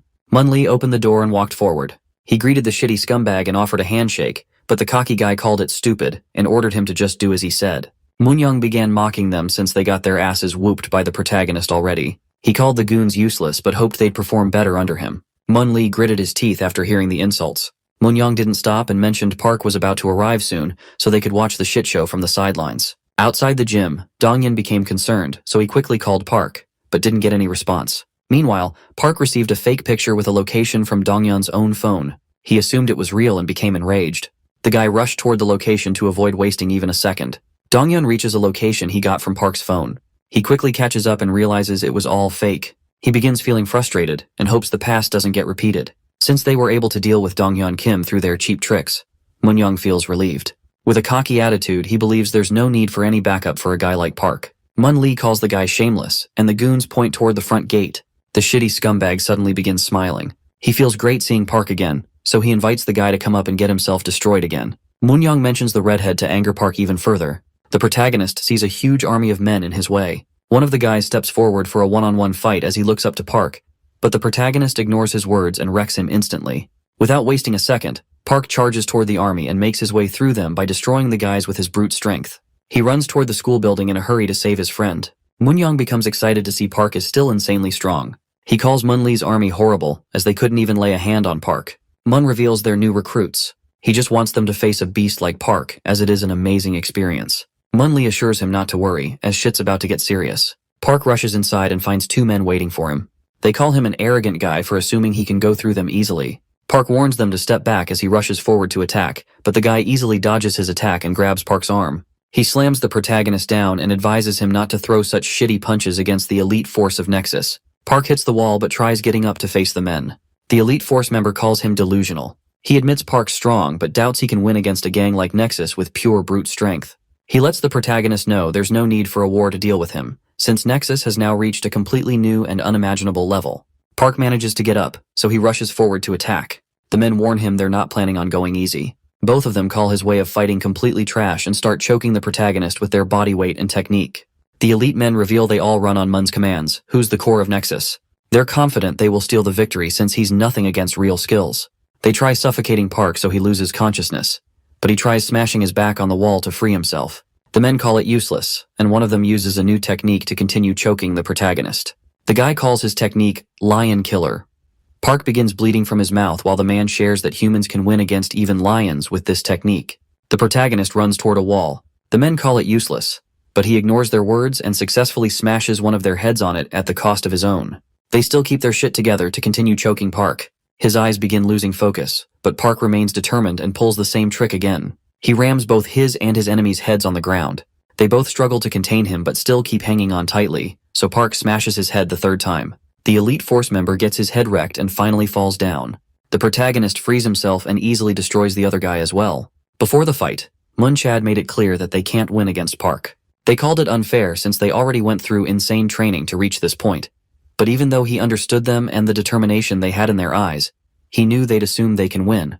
But soon, they're going to learn their lesson. The elite force members finally learn Park is a literal beast. They thought it was unfair for Mun to be sending them in since he didn't even trust them. But the guy called it necessary and admitted no one on their side could ever win against Park. It doesn't make them weak. It means Park is just a different kind of human. He believes in his men and wants them to use their strength to slow him down. Mun ordered them to only exhaust Park as much as they can, and once he's on edge, the protagonist will have to face the fastest boxer they have on their side. A new elite combatant greets Park, who's trying to catch his breath after the previous fight. Choi picks Donghyun up on her bike but disappointingly shares it's still going to take them an hour despite the top speed. She also mentions some guys and suddenly stops somewhere. Donghyun recognizes the Incheon men. Insu speaks up and assures them he has already taken care of the hackers. The guy orders everyone to begin moving. Choi grins, and the whole gang starts rushing toward Park's location. At the school, Park begins his fight with the fastest guy, but not a single punch connects. The guy predicts all his moves with no effort. A few minutes before the fight, Moon advised his fastest man to face Park once he's exhausted, and believes he needs to hurry up to save his friend. Mun predicted Park's going to rush, which will be easy to read. The combatant was ordered to keep fooling Park while maintaining his distance to buy as much time as he can. The guy thought it was stupid, but Mun convinced him not to pull anything stupid since they're facing Park. Even if victory looks certain, Moon told him to still hold back. The guy becomes impatient and hits Park with a jab. He knows the protagonist simply cannot read it. Most martial artists use their whole body in advance to attack, but he's different. He throws the attacks first, while his body simply follows his actions. With his technique, Park can never predict a punch is coming his way. The guy lands another crazy punch, pushing Park back. He decides to finish the protagonist but suddenly remembers Mun's orders, so he steps back and grits his teeth while wondering what's so crazy about a guy like Park. He doesn't understand the hype and kicks Park in the stomach.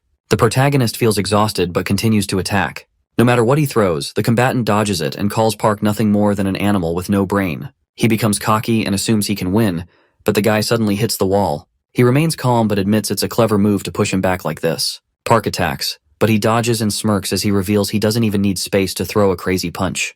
The guy attempts a 1-inch punch while challenging Park to survive. The protagonist eats the strong punch and gets thrown back, but he gets back up and pounces at the guy to finish him.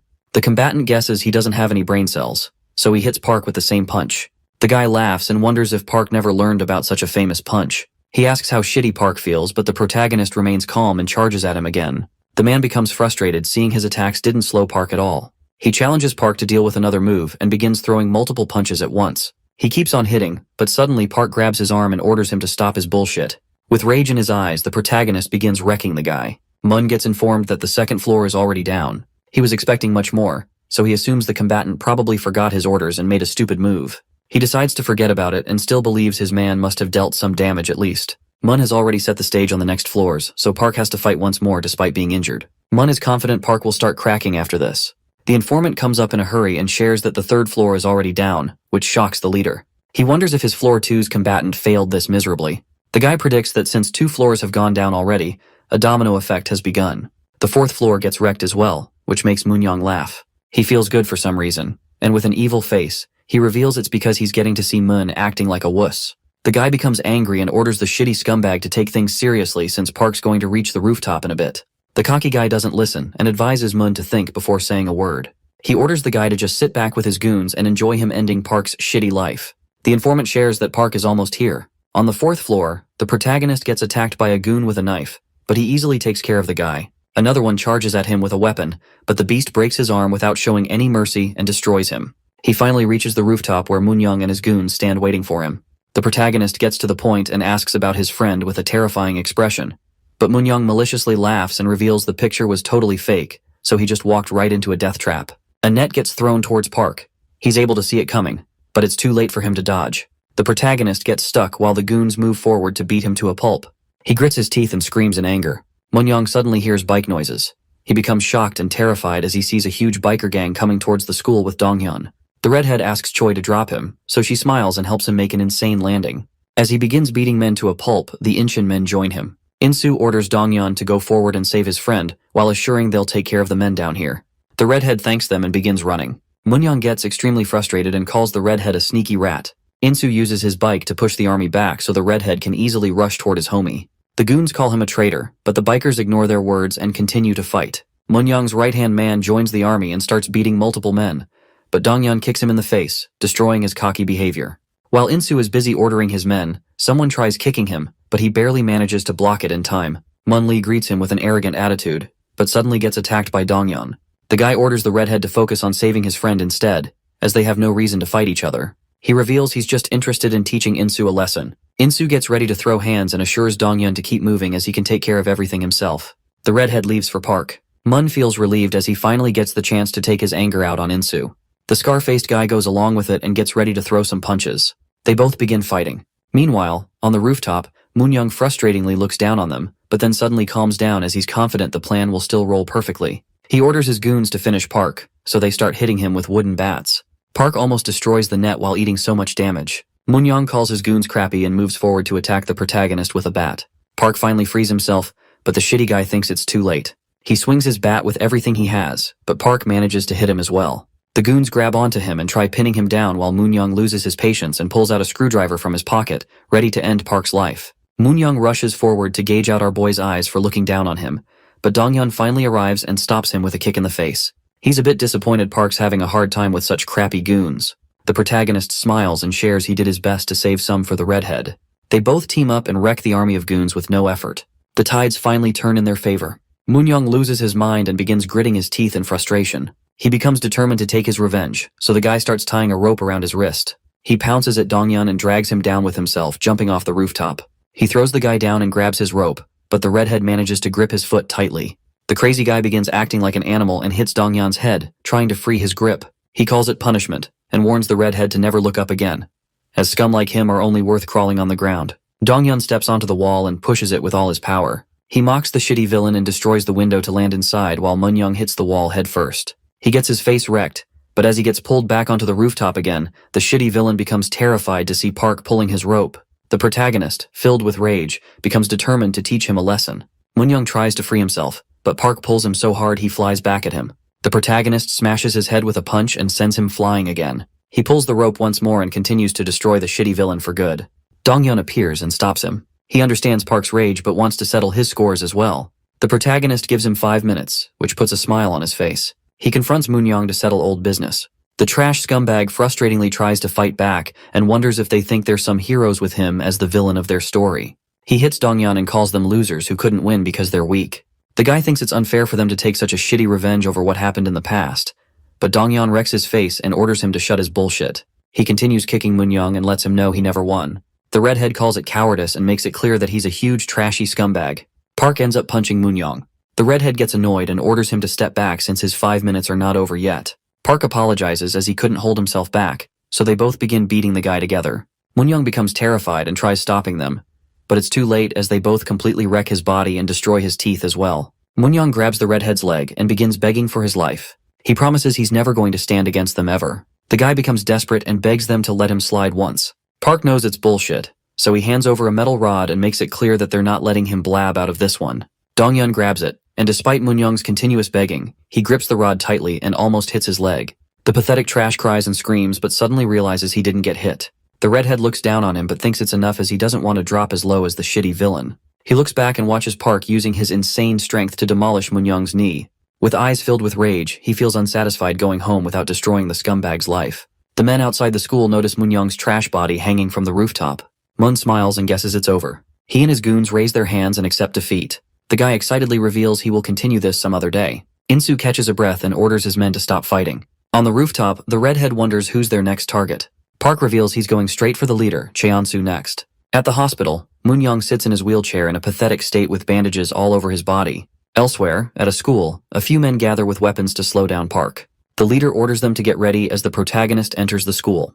The men get terrified, but their leader tries to motivate them, so they stand their ground against Park. They start wimping out, which annoys the leader. Park suddenly pounces forward and destroys him in mere seconds. The goons get scared, but he continues forward and beats all of them to a pulp.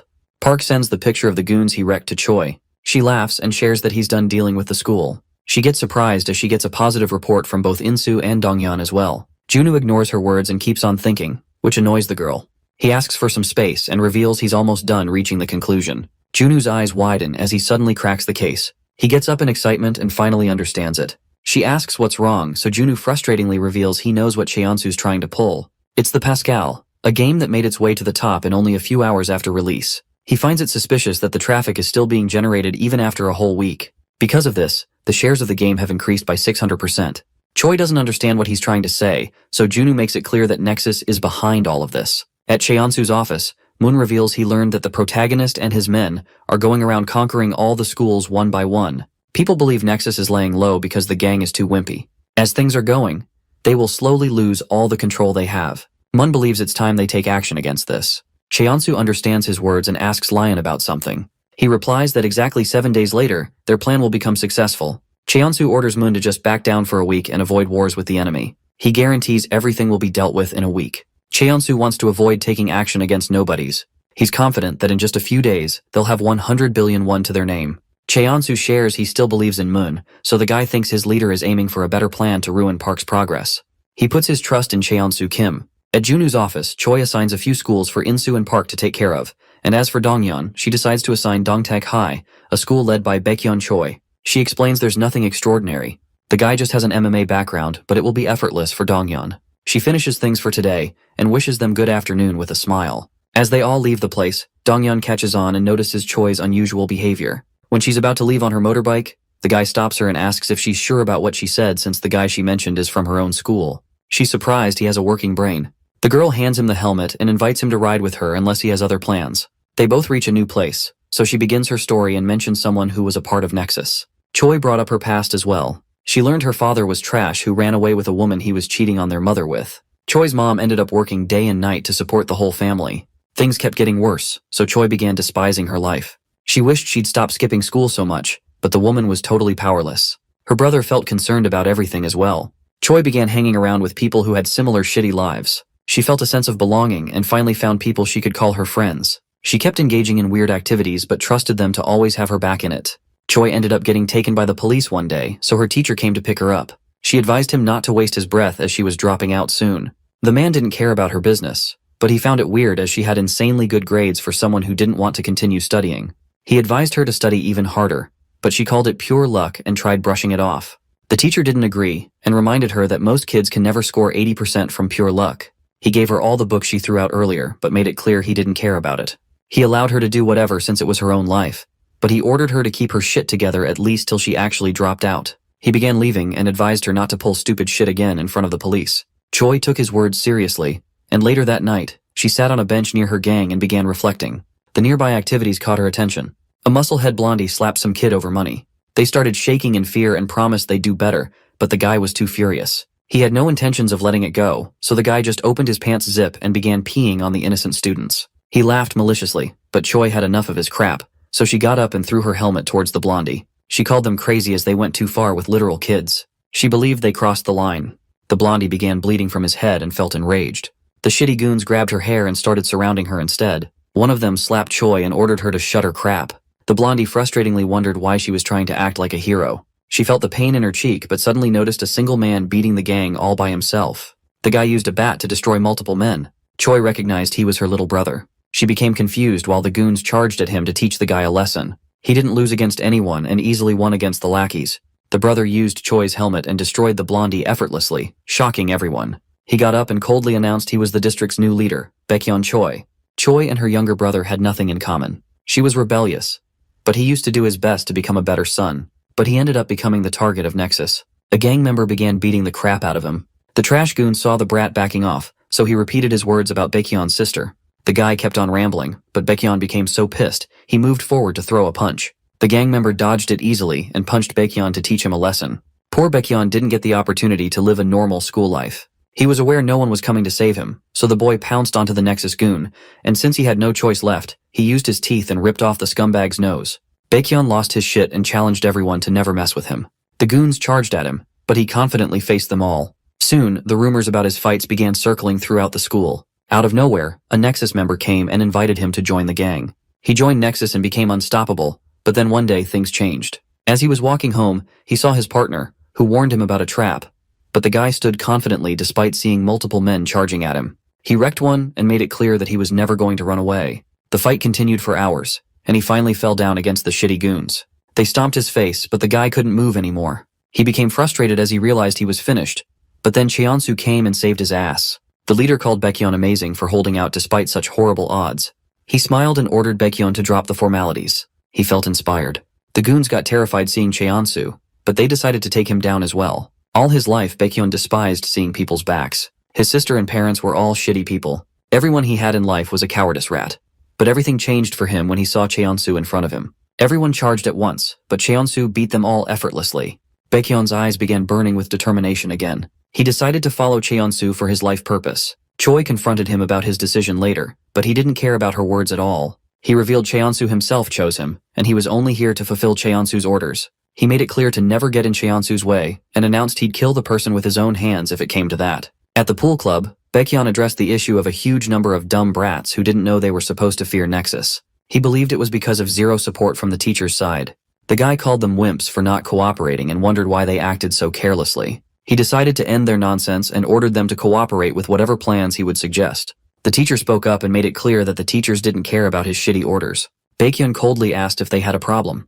The teachers called him correct, so he didn't hesitate and used the snooker stick to destroy the teacher and stab his leg, shocking everyone else. He invited the others to come at him but warned the wimps not to take his actions lightly. Choi felt sad about her brother's situation, but she couldn't do anything to stop it.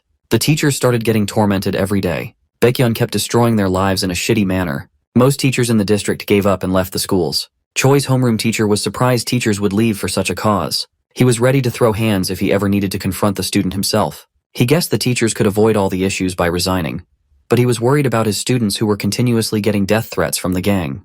The guy became determined to protect them no matter what. The teachers who didn't back off got their lives completely wrecked by the guy. Choi's homeroom teacher ended up being sent to the hospital. He assured the girl he was fine, but at that point Choi felt a new kind of guilt. She felt ashamed, so the girl threw her ring away and left Nexus for good. She made it her responsibility to destroy the scumbags herself. She finished her story and believed people couldn't change so easily, so he didn't need to hesitate just because Baekhyun was her brother. Donghyun decided he would try his best to convince the guy. At some food store, Park hunts down the school's leader, and despite hearing him beg, the guy shows no mercy and wrecks him. Insu completes his job as well. They both laugh and wonder what's wrong with Donghyun. The redhead calls them stupid and explains his school is just really far. He enters the snooker club and becomes stunned when he finds no one inside. Somewhere else, as Choi moves towards her destination, she hears a woman begging for help. Choi stops and asks what's wrong, but the woman fools her and reveals her true colors. Choi feels confused but catches on quickly as she finds herself surrounded by men. The goons order her not to fight back, but Choi hits one with her helmet and pushes him back. The woman tries something but Choi smacks her as well. She suddenly gets hit by a bat and loses consciousness. The men inform their boss that she has been captured. Choi gets locked up. She keeps knocking on the door while frustratingly yelling at her brother to let her out. Baekhyun finally appears and learns she has been yelling for hours now. He kicks the door and orders her to keep her mouth shut for at least 5 days so he doesn't need to kill anyone. He makes it clear that if she continues this, he's going to assume she's getting in Cheonsu's way and wreck her life. She begins smiling and lays down to take it easy, just like he said. She repeats his warning and laughs. At Cheonsu's building, Moon fills him in on the situation. He knows Park and his gang are obsessed with loyalty, so they won't do anything stupid that puts Choi's life in danger. Cheonsu grins and hopes they can keep this up. He reveals the plan has almost reached completion. At Junu's office, the guy decides to be careful since their enemies have Choi as a hostage. But he disappointingly shares that if they don't take action, Cheonsu will become a multi-millionaire even Junu can't defeat. He admits it's risky, but orders them to keep destroying the gang little by little. Insu asks a question. He understands Nexus can be defeated, but that still won't stop the leader from reaching his goals since the stocks have already crossed all expectations. Insu believes they've already lost. Junu laughs as he understands his words but explains they're ignoring something important. Junu is determined to win at all costs, even if he has to use shitty methods. He assures them not to worry and reveals they still have a plan that will change the tides. Junu calls Insu correct and reveals Nexus has increased the game's shares to 8 times their original price, but the stocks haven't been sold yet. He believes it's because their plan still needs more time to be successful. With an evil expression, Junu predicts Cheonsu's real plan to sell the stocks on short. The whole explanation goes over Park's head, so Junu clarifies that Cheonsu borrowed the shares first and is now planning on liquidating them completely. Whenever he needs to return everything, the guy is aiming to just buy the necessary number of shares and return them to the owner. Junu continues his explanation and predicts the leader is going to push the price to completely crash. Since the redemption date is close, Junu explains the leader will use his influence to destroy the share prices, but that's where Park and Insu are going to jump in and stop everything. Donghyun feels concerned about Choi, but Junu assures him they're going to get her back. He reveals he tracked her hours ago so she can be saved anytime. Donghyun gets angry and questions why he kept such a thing hidden for so long. Seeing his passion, Junu guesses the redhead might be in love, which embarrasses the guy. Donghyun tries making an excuse and begins leaving to save Choi first. Junu orders the others to get on their feet as well, but they both remain confused. Insu forgets about the fancy talk and helps Park understand they just need to wreck some more goons. Junu laughs wickedly and orders them to deal with the goons while he takes care of the mess with money. Park and Donghyun reach the location and break open the door. They see an army of goons hiding inside. The men are surprised they got tracked, but they all rush forward to defeat the beast and his friend. Park decides to take care of the goons and orders his homie to move forward and protect Choi. The redhead rushes towards the helpless girl. A goon informs Baekhyun they're being attacked by the protagonist. Choi calls her brother stupid and reveals she had a tracker on her all this time. She lets him know he's about to get a beating. Baekhyun opens the door, and with a cold expression, he calls her the one who screwed up. Donghyun and Park finally reach the floor, but they both end up stopping as they see the scumbag taking his own sister hostage.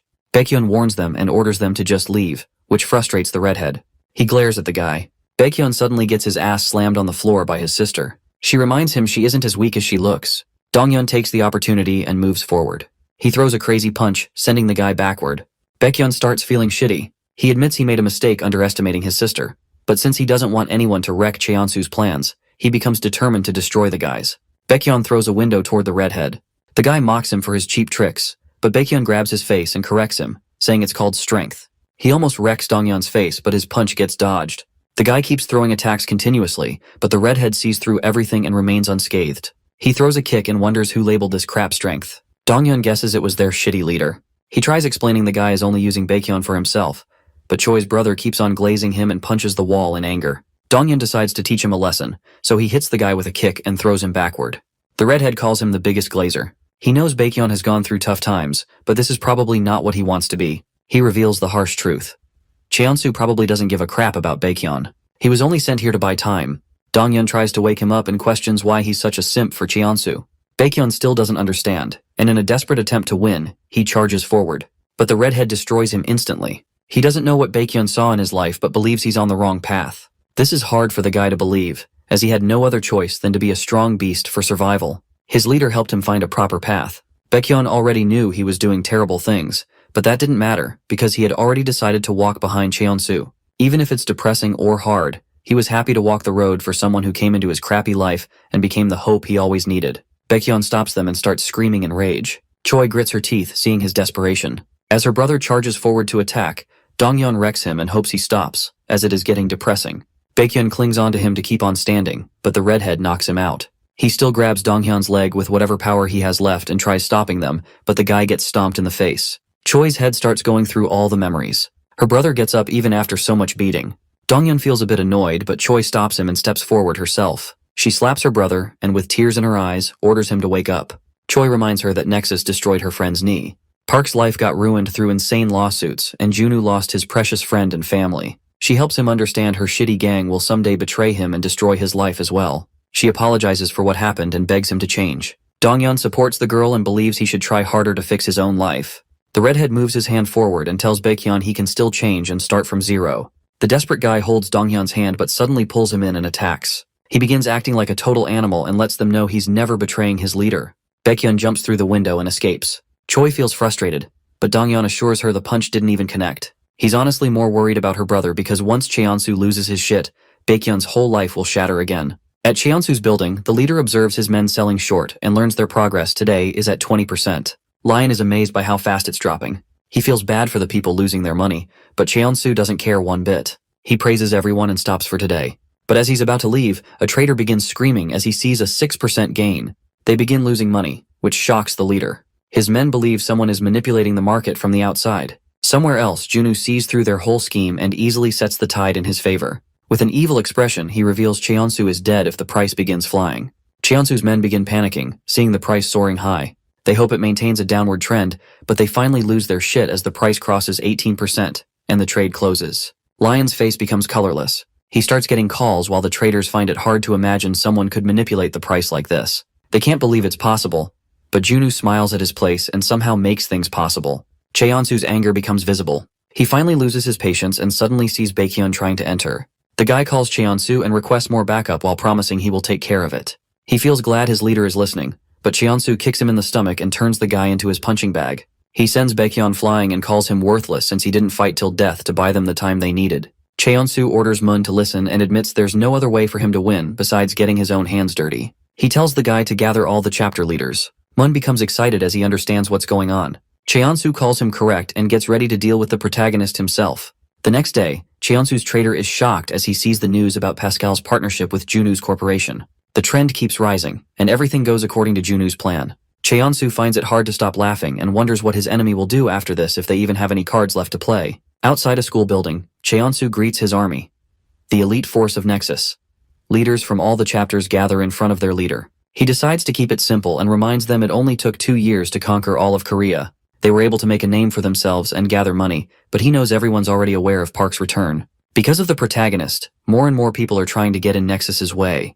So with their gang's reputation in mind, Cheonsu orders them to bring Park in front of him before the day ends, with a terrifying expression. He wants to use Park as a stepping stone to make it clear to everyone what Nexus can do. The men yell out in determination, but out of nowhere, they all notice a car rushing toward the building. It breaks through the doors and charges straight toward the leader. The goons scatter everywhere to dodge it, and as the car stops in front of Cheonsu, Junwoo comes out laughing at their crappy little meeting. He calls them nothing more than a group of thugs and reminds Cheonsu about their last conversation. With a wicked smile, Junwoo celebrates his victory as he finally manages to steal Cheonsu's fake smile. The leader admits he wasn't expecting so much to happen, and calls Junwoo crazy for his insane game. Junwoo laughs and shares that he already knew this wasn't something normal people could pull off. He feels disappointed to see Cheonsu's backup plan is just to gather goons and gang up on Park like literal wimps. To avoid the shit show, Junwoo suggests they have a 3-on-3 fight instead. Cheonsu doesn't fall for his words, but Junwoo corrects himself and reveals this isn't a kid's game. When adults settle things, there's something called a deal that gets involved. Junwoo offers the game's rights, even if he has to deal with the loss, and he even confirms he will stop any vengeful bullshit if Cheonsu wins. But if Junwoo wins, he wants Cheonsu to step off and disband the shitty gang forever. Junwoo makes himself clear and believes if even such simple terms are hard for him to deal with, it means he's a pathetic little wuss. Cheonsu feels insulted, but to save his pride, he accepts the deal but adds one more thing. He demands Park all for himself if he manages to win. Because he's in such a shitty mood, he won't feel satisfied until he wrecks Park's life for good. With a terrifying expression, Cheonsu invites him to try his best. As the deal gets settled, Junwoo explains the rules and reveals that once all the fighters are down, the team loses. He chooses his 3 fighters while Cheonsu chooses Moon and Ji-hyuk, the head of the Gang 1 chapter. With everything at stake, Junwoo announces the fight's beginning, which will determine their fate. As the chosen ones come face to face with each other, Dongcheon wonders why he didn't get chosen. He believes he has everything the gorilla has and feels disrespected, but Cheonsu admits Ji-hyuk is stronger than both of them, which shocks the other guy. However, Cheonsu asks him to just be patient and see, as he's about to witness the insane strength the guy has. Ji-hyuk steps forward to go first, so Insu announces he's the one Ji-hyuk has to face. The musclehead feels a bit weird. He thought Insu would know better about weight classes and wonders if he's thinking straight. Insu understands his reasoning but challenges him to see if that matters once he actually wins. Insu rushes forward and shocks everyone with his insane speed. Even the musclehead admits it and takes a lot of damage. Insu punches him, but the guy praises his efforts and sends him flying backward. Ji-hyuk is surprised Insu can do so much despite the weight difference. He removes his shoes, shocking the goons. Mun recognizes the gorilla is about to go all out, so he becomes excited as he's about to witness a crazy fight. Ji-hyuk gets ready to attack while Junwoo reminds Insu he's finished if he gets caught.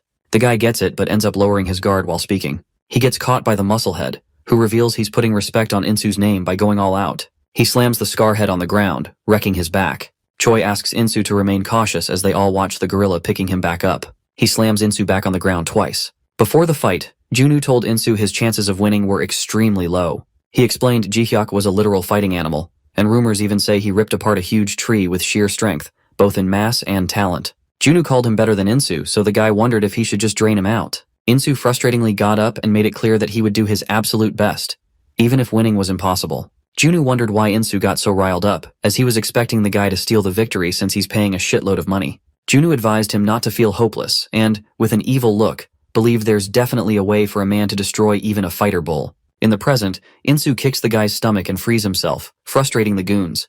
They get angry but notice Insu's barely hanging in there. The guy feels alive and realizes this is the reason Junwoo called it almost impossible. He admits if he gets caught in the same attack again, he's going to drop dead without a doubt. The musclehead rushes forward to finish the game, but Junwoo smirks and believes it's time Insu humbles the bull. The guy uses his hand to block Ji-hyuk's face. The musclehead thinks he's getting his sight blocked, but Insu pushes him aside effortlessly using a technique called Toromachi. Insu sees him charging again and admits he will need to play a lot more tricks to win. He decides to connect his punches and attacks the musclehead while maintaining a distance. Ji-hyuk easily blocks them and reminds Insu his punches are completely useless. But suddenly the guy switches to infighting and destroys Ji-hyuk's jaw. The gorilla recovers instantly and charges at him once again, but despite Mun's warnings, he doesn't change his path and gets his face destroyed by Insu's crazy punch. Despite such a heavy blow, the gorilla remains standing. He gets confused by Insu's crappy tricks, but as they both charge at each other, Insu orders him to keep his mouth shut and dodges the hands coming his way. He almost connects a punch, but this time Ji-hyuk sees through the old trick. Insu still remains 2 steps ahead and hits him hard on the face again. The goons start feeling anxious, but Moon advises them to chill out as it is impossible for Insu to attain victory with such weak punches. He believes time is still in favor of Ji-hyuk, so even if Insu continues dealing more damage, he needs a real critical blow to actually end the match. Insu gets pushed backward as he receives a heavy punch. Mun's guts tell him something's off. He suddenly notices Junwoo smiling and yells out to warn his man to stop. But it's too late for Jihyuk as he gets his nose smashed by Insu's knee attack. Junwoo begins grinning as things go the way he predicted. Jihyuk admits his mistake and finally understands Insu's plan. Mun becomes concerned but notices the musclehead has grabbed Insu's knee. Jihyuk is amazed by the move but reminds Insu he's no ordinary man. Insu doesn't understand what went wrong. He struggles to free himself and gets slammed once more. His homies become concerned, but Donghyun believes he's still okay. Jihyuk shows no mercy and keeps on demolishing the guy, but suddenly Insu throws dirt to throw him off and finally frees himself. The goons wonder how he's still standing. One of them feels weird and points out Insu has completely lost focus, but he's still standing. The guy moves forward and uses his elbows to cut through Jihyuk's skin. He instinctively continues to move and deals a lot of damage as well. Jihyuk becomes frustrated as he eats so many attacks. He throws a punch in rage, but Insu's punch connects first. The goons watching on the side no longer understand what's happening. They notice Insu's acting like a complete animal. Mun calls his goons correct and reveals Insu has pushed through his limits and has reached a new level, so now he's moving instinctively instead of using his head. He's now turned into an animal with nothing but reflexes and instincts controlling his moves. He believes only a seasoned fighter with insane mental power can pull off such a feat. Mun is shocked that the guy who betrayed his gang is suddenly inspiring him. Insu's moves completely change. His endurance goes through the roof, and the elbow cut can destroy anything in its path. Jihyuk admits he's in a horrible situation, so he needs to take the risk and somehow counter it, or else he'll lose. He rushes forward and grabs Insu with extreme rage in his eyes. Despite struggling, Insu gets smashed onto the ground again. As the smoke clears, Insu, in a pathetic state, feels crazy as he nearly dropped dead. Despite having extreme injuries, Insu gathers enough strength to get up and becomes the winner who destroyed Jihyuk. The crowd gets silent, but then Mun Lee decides to step in. The goons smirk and believe a founding member like Moon can never be defeated. Insu takes a fighting stance, but Moon punches the guy and sends him flying backwards so he can finally rest. Park observes the punch and recalls the special combatant pulling the same move against him. Mun invites Donghyun to come face him, as there is no need to keep two redheads around. He bets the winner can keep his hair. Donghyun confirms this again and reminds the guy it'll be hard to grow back such long hair. Mun knows already, but he's confident he's going to win, so he rushes forward and starts the fight. The goons scream in excitement seeing them go. They both dodge each other's attacks. Mun is able to land a blow, which sends the guy flying backward. Donghyun gets shocked as he recognizes it's Chinese martial arts. Mun lands multiple blows, which makes it obvious he has the upper hand. Choi calls it unfair to use such fancy moves in a street fight, but Junwoo explains even though some Chinese martial arts are not usable in real combat, there are still exceptions. It's hard for Choi to believe Mun has mastered something like that, but Junwoo thinks this much is to be expected since he's the heir of a famous martial arts family that became corrupted and used the skills for their crappy activities. Mun kicks him hard, but Donghyun still holds his ground and rushes forward. He disappoints the guy who was hoping for a better fight than this. Mun calls Donghyun's skills pathetic and destroys his face. Donghyun loses his mind and finally lands a kick. Mun admits the kicks have insane strength behind them, so he begins grinning and gets excited. Donghyun hits him with the same kick twice and admits he has no chance of winning, so he's just going to keep smashing the same spot until the guy falls. Mun sees through his moves and calls them absolutely pathetic. He destroys Donghyun's jaw and lets him know such obvious moves won't work while smacking his face. Donghyun ignores his words and repeats the same move. But Moon calls it basic and demolishes his collarbones with an insane punch. He feels disappointed, as he was expecting a real fight after hearing tales about Donghyun's skills. He wrecks the guy with another punch to the face. As a kid, the redhead used to get bullied wherever he went because he looked skinny. But then one day, his bullies annoyed Park and got their asses kicked. Donghyun got to witness the beast's insane power. He asked Park for some advice so he could be stronger too. The guy told him to just fight back whenever he got hit. From that day, Donghyun trained tirelessly, even though he knew the advice was complete dog shit. But that made him learn he could be better as well. He soon came to learn and accept that he had zero talent for fighting, and his skinny build was another disadvantage he couldn't change. In simple words, he could never reach Park's level. He knows some call him tenacious, but he doesn't find it pleasing, and it was never his intention to be tenacious. It's just he had nothing else going for him. Donghyun gets back up and tries whatever he can, even though he knows he's not a genius. He feels determined to keep fighting back against shitheads like Mun.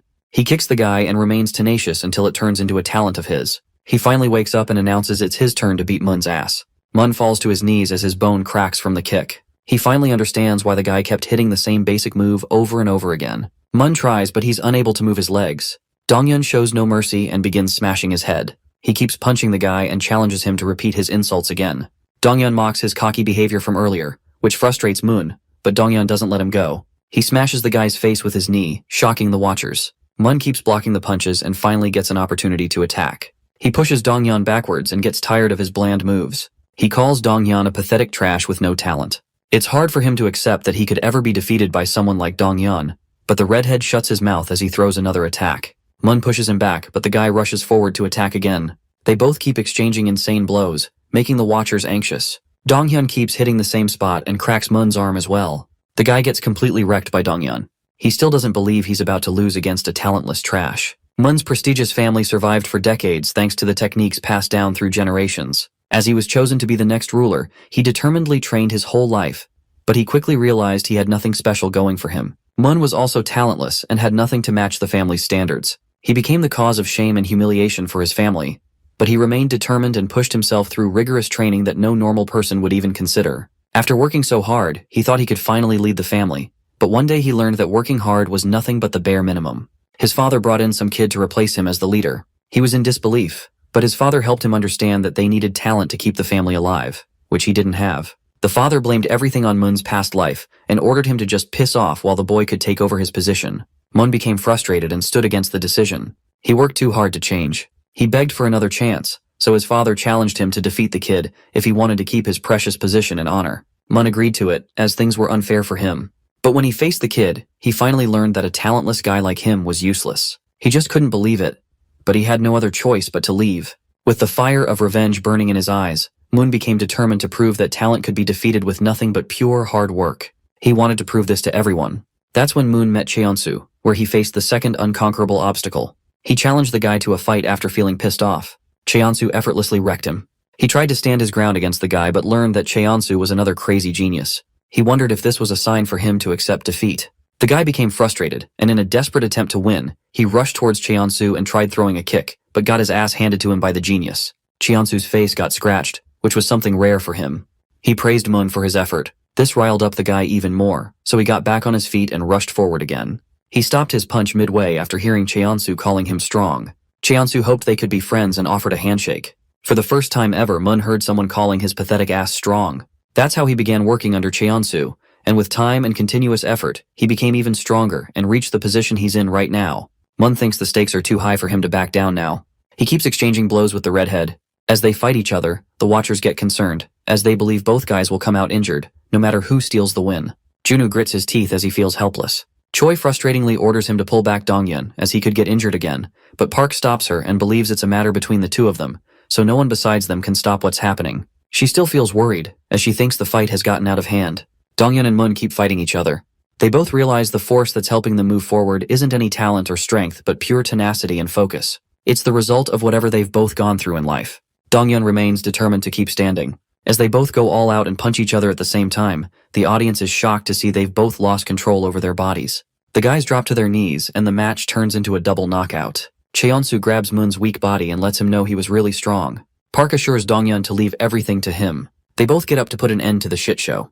The protagonist and the villain of our story finally come face to face with each other. Right off the bat, Cheonsu orders our protagonist to kneel down just like he did 2 years ago if he wants any mercy. The goons laugh, while Choi feels disrespected. Cheonsu doesn't understand a few things.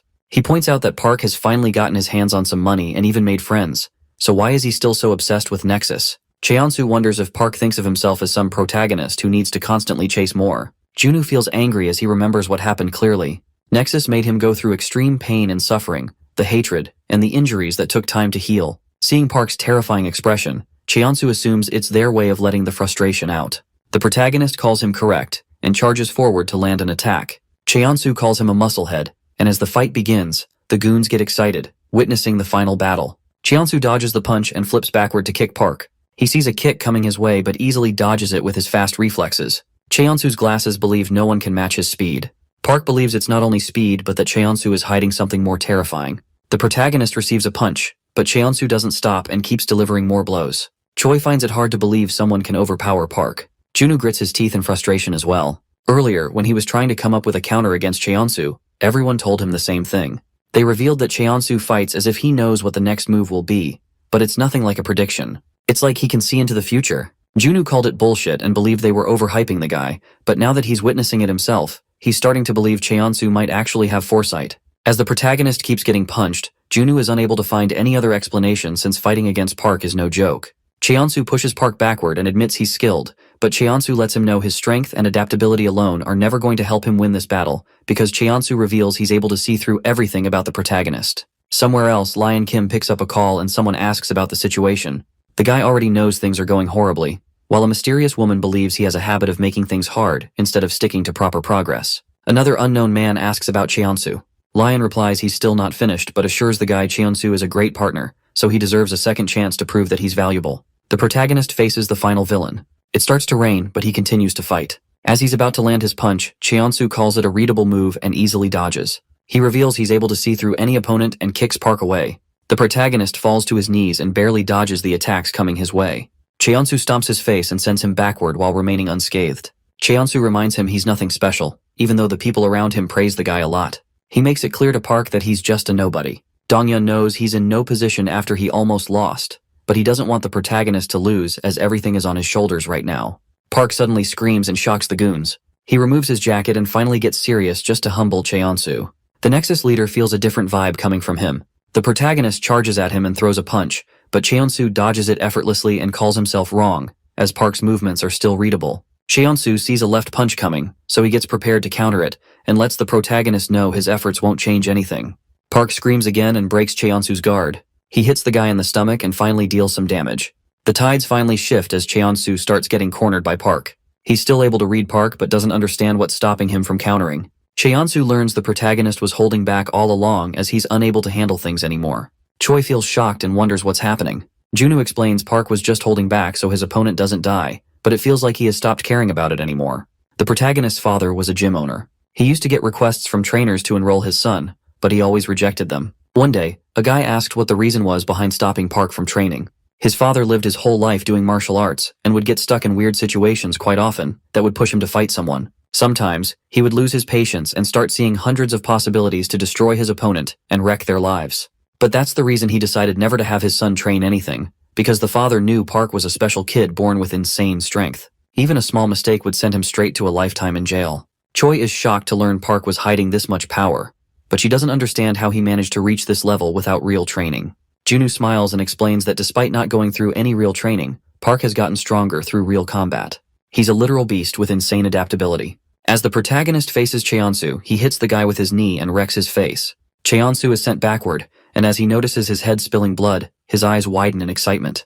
With a cold expression, the protagonist challenges him to read his moves now. Not just in games, even in real life, Cheonsu was easily able to dominate anyone in a fight because he could just easily read his opponent's moves. Everyone began following Cheonsu, so he rolled with it since it was a satisfying feeling. Despite being such a genius, even he couldn't outsmart money and power. He knew the harsh reality but didn't feel any hatred toward people with real power. He just felt extreme jealousy and wanted to someday achieve what they had. One day, he found the perfect opportunity and created his gang to climb his way up the ranks. He didn't feel any guilt or regrets as he thought the world was already full of people chasing the power he envied. Whatever he had to do, his goal was to just attain money and become even stronger than the people he was jealous of. He worked tirelessly, and little by little, he was finally getting closer to his goal. But now, all of a sudden, he's seeing Park's punch coming at him. The guy doesn't understand why he feels so excited about a crappy fight. Cheonsu feels alive for the first time. Junwoo notices his laughter and becomes confused. For the first time in his life, Cheonsu wants to demolish someone without caring about money or power. He maliciously laughs, and despite his plans getting destroyed, he feels good for some reason. Cheonsu doesn't understand this new feeling. His goons notice his behavior has changed as well. Their leader charges forward himself this time and attacks Park with a kick. His followers feel relieved to see he's actually making the first moves now. Cheonsu begins seeing things more clearly. He's even able to find the protagonist's weak spots. Cheonsu hits Park hard and continues throwing more attacks. His goons start believing they're about to actually win, but Moon orders them to be patient. Someone like Cheonsu going all out means Park holds the strength to push him so hard. Moon thinks they're both evenly matched, and even a small mistake will turn the fight upside down. Cheonsu keeps exchanging blows with the protagonist. The fight grows more and more intense, and as he gets hit in the face, Cheonsu admits Park is a beast, even though he's readable. He begins feeling an insane thrill and feels alive, which gives him a solid reason to go all out against Park. Cheonsu and Park throw punches at each other and try their absolute best to come out victorious. It becomes an insane battle of brutes determined to win. They both hit each other in the face but remain standing and continue their battle. Out of nowhere, someone orders them to stop. Junwoo gets annoyed and wonders who he is. Lion Kim lets Park know it's already over.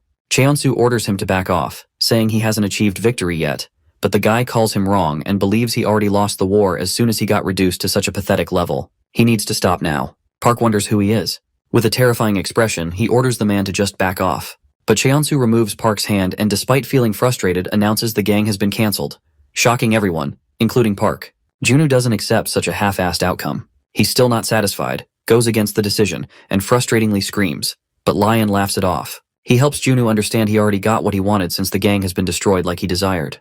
Lion believes this should be enough to satisfy him, which makes Junwoo speechless. The goons can't believe they're being disbanded while Cheonsu requests Lion to give him another chance. The guy orders him to just do whatever he can after this, and maybe he might become worthy of a chance. Cheonsu helplessly stands in front of everyone and admits he got carried away just now. He's still determined to make a name for himself, so he decides to take a step back and gets on his knees. He's confident this development will only help him progress further one day, so he accepts he lost, shocking the protagonist and his friends. Junwoo orders him to get up, slaps the pathetic leader, and calls everything bullshit. Junwoo's unable to control his frustration as the guy made them look like nobodies. He orders Cheonsu to get up, saying he should be groveling in front of them, not some trash who came in between. Despite receiving a beating, Cheonsu doesn't get up, making the others feel even worse. Just like that, as if they became fools because of their rage, Nexus and the pathetic leader disappeared completely, but they were all aware the war wasn't over yet. All the efforts, the Pascal scheme, and Lion's intervention meant Nexus was just a toy of some bigger power. Junwoo has no proof of their identities but believes they haven't achieved victory yet. The war has just started. Junwoo assures them he will soon find the ones behind the scenes. But after all of this, they had no other choice but to go back to their old school lives. The peaceful days made it look like the battle they had never actually happened. Soon a whole month passed by. One day, at the convenience store, a little girl asks the worker if he's going to propose finally. He asks her to mind her own business. Out of nowhere, Choi enters the store, so the little girl wishes him the best and disappears. The awkward guy sees Choi and starts making weird faces. He tries to control himself, but his heart begins beating harder. The guy calms himself down as he has been preparing for this moment for a long time now. He sees her coming every day, so the stupid lover assumes she's trying to make a move. He scans her things and decides to make his move as well. He gathers courage and lets her take a gimbap with her food for free. Choi wonders what's wrong with him. The guy regrets how he phrased things despite practicing so hard. Choi thanks him with a beautiful smile, which blows away all of his worries. He realizes this is love but ends up getting the wrong idea. Choi feels confused, and all of a sudden, Incheon appears on their bikes. The gorilla enters the store and reminds Choi they don't have time for stupid activities. She calls him crazy and becomes annoyed, questioning how they found her location. The anxious store worker observes their argument and gets angry seeing the musclehead talking to his beloved like that. He assumes his lover is stuck in some kind of weird situation. The gorilla eats the gimbap and orders her to hurry up. Poor lover sees his precious gift getting eaten by someone else. The fatty leaves the store after giving Choi a warning. She feels irritated and asks the lover boy if there's any back door for her escape. He gets the wrong idea about the whole situation and quickly points toward the back door that will lead her outside. She shows her gratitude but wonders why he's acting this way. Choi escapes through the back door. The weirdo puts up a break sign and goes outside to confront the gorilla. He reveals his amazing sleeper build and orders Banjung to spit out the gimbap he gave to his precious lady, or else he'll throw hands. At a barbecue restaurant, Insu gets informed that Choi got kidnapped again, but Banjung takes responsibility for it. The guy gets too carried away while roasting his food and completely ignores his goon's information. Outside the store, the fatty tries punching the lover boy, but the powerful punch doesn't even faze the guy. He kicks Fatty and destroys him with just a single attack. The weirdo finally understands why poets call love crazy. The gorilla falls down and wonders who he's facing. He guesses the weirdo is one of those tigers who disappeared after Nexus got wrecked. Since Nexus is already finished, many fighters are appearing out of nowhere with the determination to steal Cheonsu's empty throne. Strong fighters who were laying low, and many new gangs are showing their faces now. They are called secondary shocks. Donghyun appears and slaps the weirdo while frustratingly questioning about Choi. The lover boy assumes he's the boss, so he grits his teeth in anger and orders them to leave his precious princess alone. Banjung warns Donghyun about the guy's strong kicks. The redhead attacks, but Loverboy throws the same kick to block. They both take a step back, and Donghyun remembers he learned many new fighters were coming out. He still wonders how he didn't notice such a strong guy before this. He guesses the guy isn't a student. Loverboy takes a fighting stance and expresses he's surprised someone in Korea can keep up with him. He throws a punch, but the redhead dodges it. Donghyun admits he's strong, and as he begins getting cornered, the redhead hits Loverboy's knee to push him back. They both stop holding back, and as they begin exchanging blows, Choi appears and yells at them to stop. Once the misunderstanding gets cleared, the weirdo bows down in front of everyone and gives a genuine apology. Choi feels annoyed as he could have just asked her instead of replying with fists. She doesn't blame him much and begins yelling at the fatty who caused the whole misunderstanding. Banjung tries acting innocent, but she blames it all on his scary face and believes anyone would get the wrong idea. The weirdo keeps apologizing. and as they all leave, he begins crying his heart out as he's not sure when he'll meet his precious princess again. The guy admits he loves everything about her. The next day, Junwoo enters Park's class and, with a wicked smile, he shares he has finally located the real villains behind the curtain. So Park has a lot of work to do. The protagonist gets up with a serious expression and wonders who they are. At Junwoo's building, as the whole gang finally gets together, he shares that he has finally identified the people backing up Nexus. He believes they're behind all the crimes Nexus has committed so far. Park learns Cheon-soo was nothing more than a pawn, so he decides to defeat the leaders first since he wants to teach Cheon-soo a lesson. Junwoo understands him but reveals they can't win without money, and the ones behind Cheon-soo are the fourth-generation heirs of the Seongsan group. This shocks the gang. He reveals Lion is the second eldest son, and behind him is the eldest, Dong-ho Lee. Choi recognizes the name and remembers they're so rich they can most probably buy the whole planet in a few years. She doesn't understand what they aim to get from a shitty gang like Nexus. Junwoo remains confused as well, and since the ones they're fighting against are no joke, he knows it won't be an easy win. So Junwoo warns everyone to get ready for what's coming. Somewhere else, Dong-ho Lee announces they're going to conquer the entirety of Korea. He clarifies what he means and shares his desire to become the most supreme and incomparable, just like their parents. He doesn't want anyone to stand in their way and leave everyone behind in terms of money and power. The guy expresses how disappointed he is after his brother finally got the chance to prove himself, but he ruined it and became a joke instead. He apologizes for his brother, but the blondie laughs at Lion and can't believe he's so different even though they belong to the same family. Lion becomes frustrated hearing them laugh, but the blondie calls him inexperienced and believes he's not ready to play the dominating role. The guy expresses he's disappointed to see how careless Lion is with the country's public. With a cocky attitude, he decides to take care of the guy's mess, but the woman laughs and doubts he'll achieve anything different. She decides to deal with it and assures Dong-ho she already has the perfect plan. Dong-ho calls it laughable as it almost looks like they already knew Nexus would fall. They both try brushing it off with a smile, but Dong-ho forgets about this, as he knew he would someday have to set the pecking order within their gang.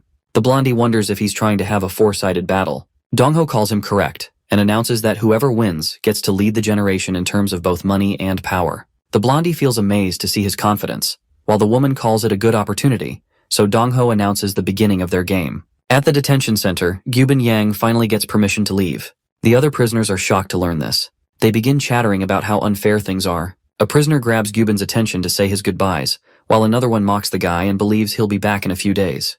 Gyubin's eyes burn with rage. He grabs the prisoner and lets him know he doesn't care if the guy rots in here forever. He's never coming back because he has power backing him up. He slams the prisoner on the metal wires and destroys his face with no effort. The others gaze at his strength and hope they get to see him outside someday. Gyubin finally leaves the crappy prison and smells the air of freedom. A mysterious woman with tattoos all over her body orders him to hurry up as his employer is waiting. The blonde woman, Seong Ah-lim, greets him with a cute smile. He hops inside her car and learns she wants him to form a gang in Nexus's place. He doesn't understand why she wants him to defeat Park first, even though he has no real gang behind him. She explains some kids are talking about the secondary shocks that are appearing after the gang got destroyed. New fighters and gangs have already started fighting for the throne, so it's completely stupid and tiring to face them all one by one. She questions how someone can achieve their goal as fast as they can. Gyubin finally understands that since Park is the one behind Nexus's downfall, once everyone knows he got wrecked by someone else, the other gangs will calm down by themselves. She calls him correct and orders him to just jump in and destroy the guy without worrying about what happens afterward. Gyubin takes her orders but shares he wants to deal with something else first. As the sun's about to set, the noise of fighting begins coming out of a house. Someone calls it stupid to fight over money and kicks open the door to go make some money himself. He suddenly sees Gyubin standing in front of him. The baldy greets his old friend, so the guy becomes teary and hugs Gyubin while questioning how he got released so quickly. They both go somewhere else, and Gyubin wonders why he hasn't escaped his shitty house yet. He assumes his friend is having a hard time leaving his ungrateful family. The guy tries making excuses, but Gyubin thinks it's obvious from his expressions, so he throws the bag down and gives huge stacks of cash to his friend. Gyubin reveals he's involved in a big deal and assures his friend they can enjoy their lives once he wraps it up. He gives all the cash to his old homie and orders him to leave his shitty place as he doesn't need such horrible parents. Gyubin calls the guy his brother and assures him to calm down. A few years ago, Gyubin teamed up with his friend and stole someone's bag. They both tried hiding, but Gyubin's friend Donghua fell down. He remained calm and told Gyubin to just continue running, but the man chasing them finally caught up and dragged Donghua to an alley. The little kid tried making shitty excuses, but the frustrated guy didn't let it slide and tried beating the crap out of Donghua so he would spit out his friend's location. But the kid didn't reveal anything. Gyubin kept watching helplessly as he couldn't do anything about it. The next day, Baldy cried and blamed everything on him. He became determined to protect his brother no matter what. Donghua assured him it wasn't his fault alone, as they both knew this could have happened, but he agreed that they were both brothers from that day on. That's how the two kids became family. At Junu's office, the guy explains there might be more enemies besides Dong-ho Lee. He calls them literal rats since they keep multiplying. Junu wonders why Park looks so down. The protagonist mentions his fight against Cheonsu last month and asks Junu if he believes Park would have won. Junu is certain Park would have won the fight like he always does, but the protagonist says it was the first fight that made him doubt his victory. The protagonist doesn't believe it will go in his favor again if Cheonsu comes back stronger. Junu's surprised Park's confidence dropped so hard, but he calls the guy right and believes they should do their best to stay prepared, so they'll need new plans that will make their victory absolute. Somewhere else, Cheonsu meets up with Lion and asks for an honest answer. If the fight kept on going, he asks Lion if he would have stolen the victory or not. Lion doesn't give a proper answer, as he's not experienced in gang fights, but he makes things clear that the next time Cheonsu needs to win no matter what. The villain becomes determined and takes Lion's words seriously. Donghua rushes towards a few goons running for their lives. They feel terrified and wonder why he's back even though their leader got sent to juvenile. Suddenly, one of the goons gets sent flying. The other ones almost piss their pants as they recognize Gyubin is back. He gets surrounded by the two friends. Gyubin hopes the guy had fun mocking him while he was at the juvenile. The baldy repeats his words and scares the guy. Poor dude falls down on his knees and tries making shitty excuses to save his life. Gyubin throws a brick towards him and orders the pathetic guy to use it to prove he feels sorry, so he doesn't need to hide all his life like a little rat. The pathetic victim is left with no choice, so he picks up the brick and uses it to smash his own fingers to prove his loyalty. Afterwards, as the guy walks back with his friend, Seong-ai appears and mentions the message she sent about avoiding any other jobs. She questions if it's too hard for him to understand Korean, but he explains he was just dealing with personal matters, that's all. The guy demands more money since he wants to pay his homie's debts, and since he's extremely poor, a single bag full of stacks wasn't enough. She insults him and throws a few more bags filled with cash. The woman gives her word that he doesn't need to worry about money, but from here on, he can't take any actions unless she orders him.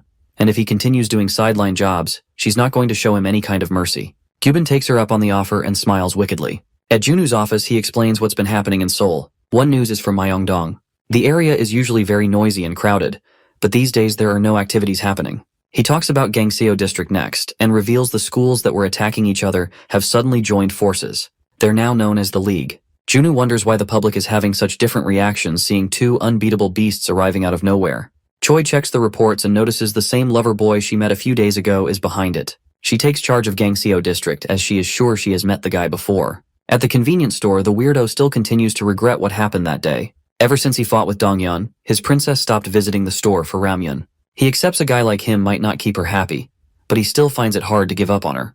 The guy suddenly hears someone entering the store. His expression changes instantly as he sees his princess approaching him. She calls him Jonghyun Cheon, a 19-year-old who came back to Korea after Nexus was finished, and within days, he destroyed the schools nearby. With a serious expression, she questions if she got something wrong. Jonghyun swears he didn't do anything. He explains he got dragged into weird situations and feels horrible hearing his precious girl accusing him so casually. Choi gets confused, and as she tries to talk, someone throws a huge air cooler inside. The leader of Gangseo League pulls up outside to take revenge for the men Jonghyun beat up. He orders the weirdo to come out. Choi almost gets hit, but her lover boy saves her, and feels disappointed he couldn't show Choi his real side. But he gets ready to deal with the men all by himself, so he lets Choi pick her ramyun and enjoy. She becomes worried and offers help, but Jonghyun assures her not to worry, as he's going to destroy them within minutes. As the fight against Gangseo League begins, Jonghyun destroys the leader, and despite getting hit by a bat, he remains unscathed. The beast defeats all the men within 3 minutes, so he proudly asks his precious girl if she's done cooking. Choi feels anxious. They both sit down to clear all the misunderstandings, so the guy begins explaining and tries keeping it short. He calls himself an innocent student, which is hard for Choi to believe, but he continues and explains he was in Thailand before. But after he moved here, the information about him spread instantly, and he began getting bullied for being new. He was hoping to not stand out much, but the guys kept bullying him, so he ended up losing his patience and destroyed them. He mentions he learned Muay Thai from his dad's employee, who was a trainer, but despite winning against them, he frustratingly tells her his life became worse. He kept getting dragged into violence, and it didn't take long for word to spread everywhere. So students from other schools began popping out to challenge him, and the gangs even started giving him stupid nicknames. The guy feels mad about it but shares the rumors about him kept on spreading, so now students from other towns are ganging up on him too. He calls Gangseo one of them. Choi listens to everything but calls it bullshit. He tries to convince his princess that he's innocent but gets cut off by men suddenly bowing down in front of him. Jonghyun gets annoyed and calls the men weirdos, as they were trying to kill him just a second ago. Gangseo's men speak up and share they just wish to follow someone who's strong, so they all want him to be their captain.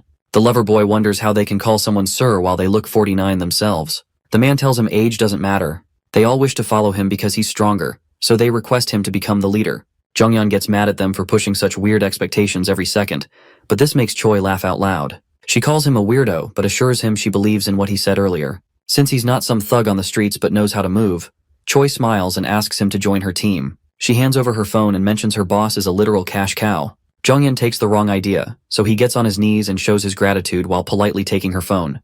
The guy promises he's going to do his best just for her. Gangseo's men get confused at first, but they all get on their knees in front of Choi to follow their boss. Choi accidentally becomes the lady boss of their league. Outside the gym, a kid thanks Park's father for the training. He promises to do his best, and as he leaves in a taxi, Park's father gets a bit surprised as he notices his son standing behind him. He realizes there's something wrong with Park. The protagonist requests his father to help him get stronger. The guy becomes serious but knows this day was inevitable. Outside his school, the redhead contemplates his previous battles. Despite giving his all, the best he could manage was just a draw. Even against Jonghyun, he doubts he would have won the fight. He feels extremely frustrated and blames himself, but Choi surprises him from behind and, with a cheeky smile, tells him to calm down.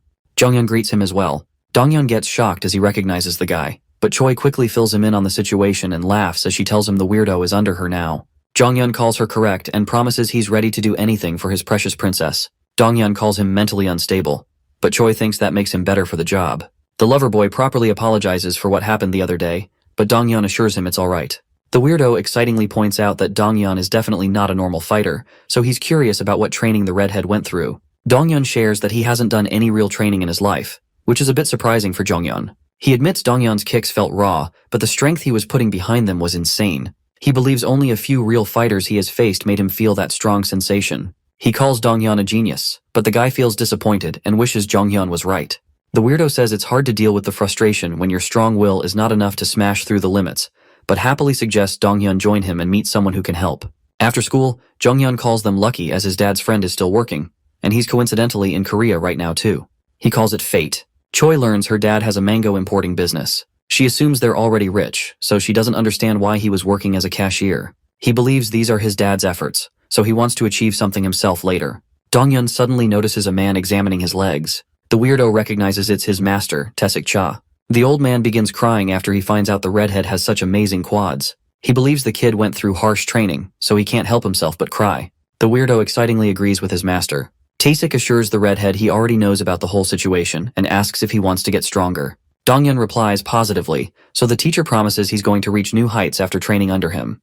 The old man feels motivated, so he moves his hand forward and asks Donghyun if he's ready. The redhead knows his teacher will have to go through real trouble dealing with him, but if he doesn't mind the burden, Donghyun bows his head and requests the old man's guidance and training. Taesik smiles and calls it perfect. At Park's father's gym, the protagonist continues training tirelessly and destroys another punching bag. His dad reminds him that he's really powerful even right now, so he wants to confirm if Park is sure about training. The protagonist tells his father it's really important, so the dad decides to roll with it since he trusts his son. But before they start, he asks Park to promise two things. Under normal circumstances, even if he feels enraged, his father wants him to avoid fighting if his opponent has no spirit to continue. Otherwise, he's not a real fighter. His dad explains the second thing. Martial arts is just a collection of techniques that help someone maximize their power so they can win efficiently. When these techniques are properly analyzed, some moves seem to be more useful, so they become classics and are added to martial arts. So, being a martial arts student means Park is going to gain all the experience and wisdom of the human race, and he needs to use it logically. That's what it means to be an honorable fighter. His father hits the punching bag and with a serious face, asks his friend to promise he'll follow these rules. The protagonist gives him his word. Inside a mysterious dark building, Gyubin checks the reports and guesses it's in his destiny to cross paths with Insunam once again. The next day, Gyubin meets up with Seong-ae and shares he's thinking about starting with Insu. She calls the guy dumb and reminds him she wanted him to defeat the protagonist first, but he thinks they're going to defeat Insu either way, so it doesn't matter who he starts with. He also mentions he needs to settle a few personal scores as well. The woman decides to let him do whatever and thinks this can be a test to see if he's capable of defeating Park. He calls Insu just a warm-up, but thanks the woman for her permission. He decides to pay her favor with a quick victory. After a few hours, Gyubin informs his goons they'll start by destroying Incheon first. The goons are shocked they're getting paid so much just for some weaklings. A man hears everything, so he quickly disappears and informs Geo Park that his competitor's men are about to chase down Incheon first. He's surprised but admits Seong-ah is good at taking the first step. He orders his man to keep him updated and reveals the news to his goons. He orders them to crash in right now if they care about the medal. All three of Geo's goons are professional athletes. Incheon's men suddenly get stopped, The goons ask who's there, and one of them gets shocked as he notices Gyubin and his lackeys. The baldy feels glad to see his old pals, but without wasting a second, he throws them off their bikes and destroys them instantly. He orders his men to charge in, so they all wage war against Incheon and use weapons to defeat the gang. Banjung fights a few men while asking about Insu. He orders Incheon's men to call the leader ASAP. Gyubin feels nostalgic, but his friend believes there's a reason behind his choice. He doubts Gyubin would take such a long detour for just a warm-up, so Donghua expresses his curiosity. The baldy helps him recall the time he was in big trouble after having an accident. Incheon's the gang he was hiding behind, and Nam's gang became a safe place for him. Nam was kind enough to let Gyubin stay with them, even though Insu was hesitant and cautious about it. Gyubin felt weird at first, but learned Nam's gang was loyal and reliable. They had fights from time to time as they were living together, but time would always fix everything. He was finally inside a gang that would fight back to back, and during the war for Incheon City, Gyubin stood beside Nam and fought with everything he had. Donghua listens to the story, so Gyubin continues and shares he assumed they were all loyal people at some point. But despite calling them his family, he got betrayed, and they threw him out like he was some useless trash. He hates them more than his enemies, and tells Donghua the only guy he trusts and calls family is him. Insu rushes toward his gang on a motorbike to save his men. Gyubin was like family to the gang. But one day, Insu realized their stash of money was missing. Another gang member couldn't believe it, but Insu confirmed it was gone. The other guy mentioned that only Gyubin was present the previous day, so their attention turned to the baldy, who became anxious. Insu asked if he saw someone grab the money since they'd been saving it for a while to change their house in the future. Gyubin got angry, feeling like he was being blamed for it. But Insu assured him that's not what he meant. A gang member came forward and blamed it all on the baldy. He told everyone he saw the guy going through their stuff yesterday. Gyubin grabbed him, and with rage in his eyes, he told the guy to cut the bullshit because he would never fall so low, even for a street goon. But the man kept blaming him and even called the baldy a snake. He made it clear to Gyubin that he was no family, just a street thug to them. The baldy lost his patience and wrecked the guy with his punch. He challenged the crappy scumbag to repeat his words and kept beating him to a pulp. Gyubin lost control and smashed a table onto him without hesitation. The others tried stopping him, but he kept pushing forward to let out his anger. Suddenly Nam entered the house and saw his goon in a pathetic state. He learned what happened, but despite Gyubin's excuses, Nam slapped the guy. Gyubin tried his best to convince him, but Nam pushed him back and told him he doubted Gyubin would do such a thing. He made it clear many times to treat each other like brothers, as they were a big family. Nam called him out for his shitty behavior and decided it was time for Gyubin to just leave. The baldy became speechless for a second, but stood up to leave. His whole life was complete trash, but when he thought he had finally hit rock bottom, he got proven wrong once again. He wished them good luck and left. In the present, Incheon starts getting cornered. Banjung hopes their leader finally arrives, or else they're all done. Suddenly everyone hears the bike rev as Insu makes a grand entry and wrecks a goon with his bike. He apologizes for appearing so late, while the gorilla motivates everyone to hang in there, as they can finally win. Insu greets his old homie, but Gyubin calls it stupid since they were never this close. Insu admits the baldy was framed. Just a few hours after Gyubin left, they found out the guy he destroyed was the real thief. But even though they wanted to apologize, Gyubin was already out of their reach, so the misunderstanding was never solved. Insu apologizes for what happened and hopes Gyubin can forgive him, but the guy laughs and calls the apology stupid after they threw him out like garbage. Gyubin doesn't let it slide, so he charges toward Insu to attack, but the guy dodges and hits him back, as he has no intention of losing so easily.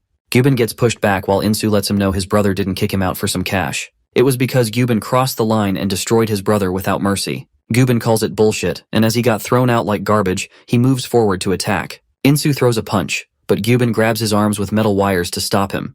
Behind some sketchy alley, Gio admits Seong-ah is a dangerous woman. His man wonders if they're aiming to destroy Park today. Gio smiles at how daring he is, but that's the reason he trusts his men. He calls him correct but shares that today isn't the right time. He explains the real fight is happening within their group, and once the game is over, only one of them will come out victorious.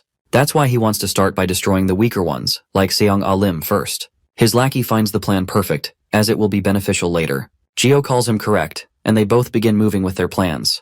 The gang continues to fight with determination to not back down. Gyubin uses a glove and the metal wire to pull Insu toward him. He lands a powerful punch that sends the guy flying. Insu tries to attack as well, but the wire ends up ruining his movements, so he's unable to land any punches. The metal wire cuts deep into his skin whenever he tries to move. He gets completely wrapped in it, but Insu decides to sacrifice getting wounded, and pulls Gyubin in himself. The baldy manages to dodge, smiles wickedly, and lets Insu know such crappy moves won't work against him. He reveals he grabbed the lefty because it's obvious he can't do much with his right hand. Gyubin uses this opportunity and lands the critical hit, but Insu realizes his opponent is just throwing random attacks since he's tied up. Insu uses this to pull Gyubin toward him again, as he wants to turn the tide for good. He uses all his strength to attack, but the baldy slides down and pulls him so hard that the guy screams in pain. Gyubin recalls hearing them boast about friendship and standing up for each other. He doubts Insu can do all that when he can't even protect himself. Baldy frustratingly insults the guy and reminds him not to spit out bullshit he doesn't even mean. He continues wrecking the guy and lets out all the anger he had for so many years. Baldy always used to hate the word family, because to him, family were just people who would make his life worse just for looking them in the eyes. People who betrayed him, and people who would celebrate if he ever died. He would always see happy families on TV, but that made him feel shittier about his situation. Incheon wasn't anything different either, pitying him for his situation, acting like they actually cared. He used to hate them for their crap, but the worst thing was, Nam began giving him this false hope that was terrifying to him. He ended up getting used to it, but in the end, he got wrecked again, and whatever he was expecting actually happened. Gyubin's eyes were burning with revenge. He wanted to destroy Incheon, and whatever happened was enough to crush the little bit of hope he had left. Gyubin confronted his father afterward and tried to kill the shitty guy. In the present, Insu destroys his eyes with a headbutt. He apologizes again but lets Gyubin know he has crossed the boundaries and tried hurting Insu's family. For that, he's not going to back down. Insu wrecks the guy with a powerful punch. Gyubin goes flying away after such a hit. He realizes he played right into Insu's hands and ended up getting closer. He admits he's going to lose if this keeps going, so the baldy tries maintaining his distance again.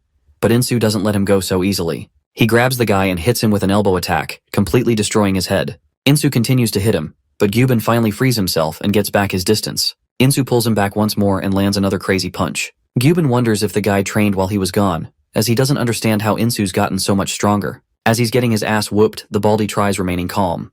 He pulls himself back together and puts everything on the line since he never wants to lose against someone who betrayed him. Gyubin tries pinning Insu down. He grabs the guy and jumps off the edge so they both die. Insu manages to grab an edge. He keeps holding onto the metal wire so his old homie doesn't die. Gyubin frustratingly orders him to just let go, but Insu tells him to shut up as he's about to drop dead if he ends up falling down. Gyubin ignores his words as he doesn't mind dying, then getting saved by him, but Insu yells at him to cut his bullshit, which makes the guy go silent. Insu knows he's angry, but he orders the guy to just chill out for a second, or else he won't get the opportunity to continue his stupid fights if he ends up dead. Gyubin still talks back but instantly stops as he notices blood dripping down. Insu tries his best but the string breaks apart, so the guy drops into the sea. Gyubin feels satisfied with his life and guesses this type of death was just inevitable. As the guy slowly sinks in, Insu jumps in without hesitation, surprising the selfish scumbag. They both finally make it out to the shore alive. Insu feels glad his old homie is alive, but out of nowhere, Gyubin gets stunned as he sees his friend knocking Insu out with a bat. Donghua praises him for the efforts but reveals he already knew the baldy would chicken out. Gio and his men appear as well. Gyubin realizes his friend betrayed him.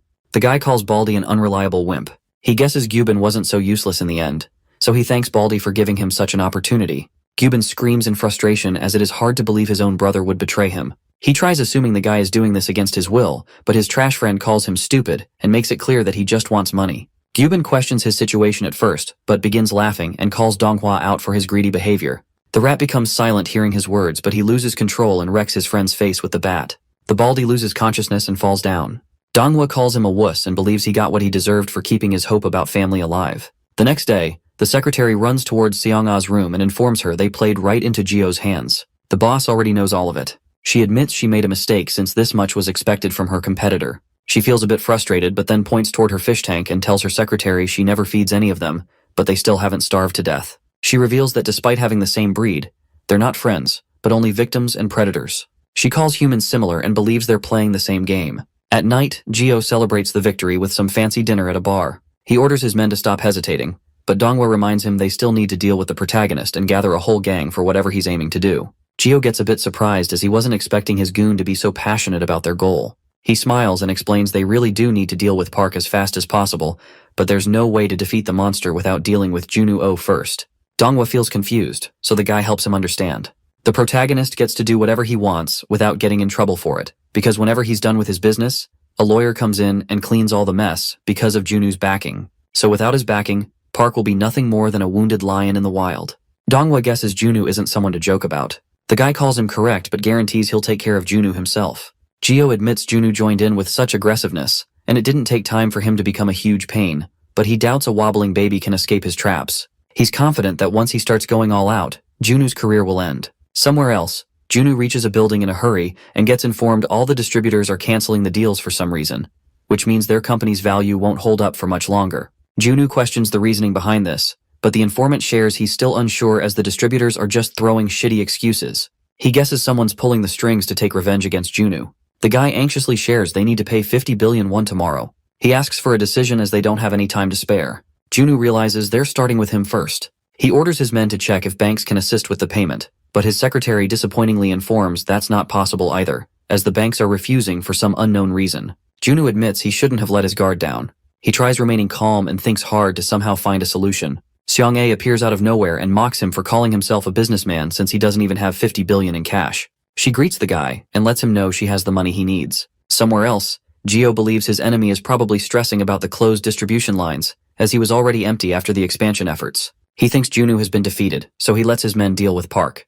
The goons get ready to follow his orders, but Geo suddenly receives a video of him abusing a woman. The guy feels frustrated, but as he checks the sender, Geo grits his teeth with anger after learning it was sent by Seong-ah. He wastes no time and quickly calls the woman. She reveals she sent it through a trap phone, but finding the video that could tame him wasn't easy. She mentions more of his crimes and wonders why he's living such a shitty life. The cheeky girl threatens him with more videos and says she has a few journalist friends who might find these videos useful. He gets angry but controls himself and asks what she wants from him. The woman smiles and asks for a meetup.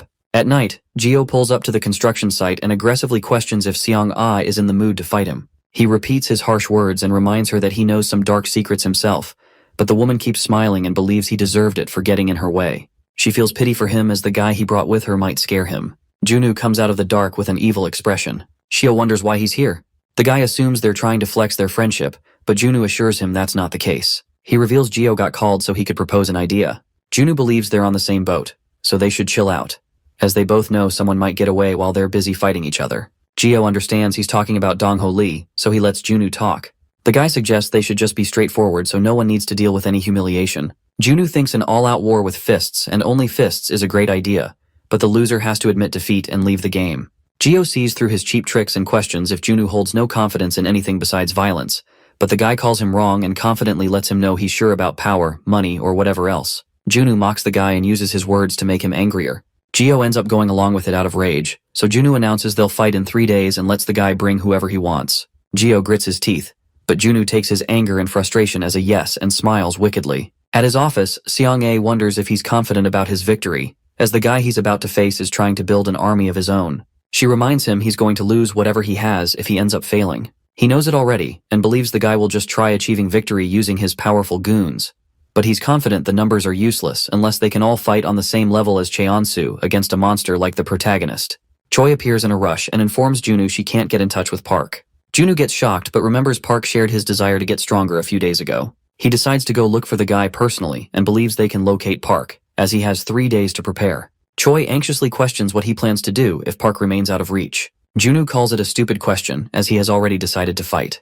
Donghyun feels hesitant about it, as he doesn't want them to win, but Junu doubts he can hold the goons off all by himself since Park and Insu are out of reach. The redhead smiles and reminds him they have another guy for this job. Junu gets confused, but Choi realizes what he means. She pulls up with Donghyun at the convenience store and requests the lover boy to join the fight.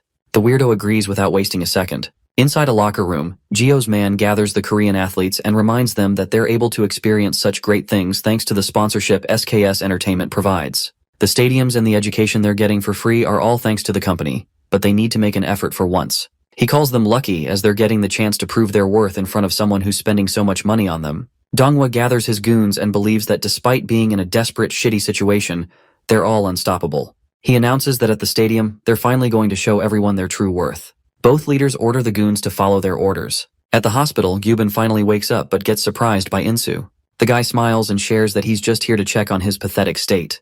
Gyubin gets angry but suddenly remembers how hard Insu tried to save him from drowning. He becomes silent and asks the guy to just leave. Insu confirms he's about to but suddenly stops and invites the baldy for a beer later. He shares that the gang is doing better than before. The goons are working hard learning trades and completing their part-time jobs. Insu mentions they even have a house bigger than the one he saw before, and there's an empty room left as well. Insu invites him for the beer again and hopes he actually pulls up. Gyubin still calls his act bullshit. Junu tries his best to locate Park. He reaches a jungle after learning Park was seen around the jungle at the top of the mountain. The guy barely makes it to the top. He hopes the protagonist has a good excuse ready for what he's putting the guy through. Junu walks forward and hears someone training. He finally finds Park and calls the guy, but our boy keeps on punching the bricks he has gathered. Junu finally catches a breath and reminds Park he has responsibilities to deal with. The protagonist completely ignores his words and uses all his might to throw a crazy punch. His brute strength destroys the bricks into pieces. Junu's left speechless, seeing his beast-like power. Park finally finishes his training. At the stadium, Seong-ae begins doubting Park's going to appear, but Choi informs him Junu was able to locate the guy, so there's a chance he'll make it in time before the shit show ends. The stadium lights suddenly turn on. Choi anxiously smiles as she lays eyes on Gio's huge army of gorillas. Gio confirms he brought the goons he needs, so he wonders why Park's still missing. He feels disappointed to learn he went through so much hassle just to face an apathetic gang. Jonghyun anxiously points out the number of men is a bit more than what he expected, but the redhead orders him to not be so wimpy. Loverboy understands his words but believes the men they're about to face are very dangerous, judging by the looks in their eyes, especially Donghwa and the guy in the tracksuit. Donghyun calls it his lucky day, as he's finally getting the chance to test out his strength. He confidently reveals he loves punching bags that actually fight back. Jonghyun smiles and calls the guy a worthy rival. He becomes motivated to challenge the redhead for the love of Choi.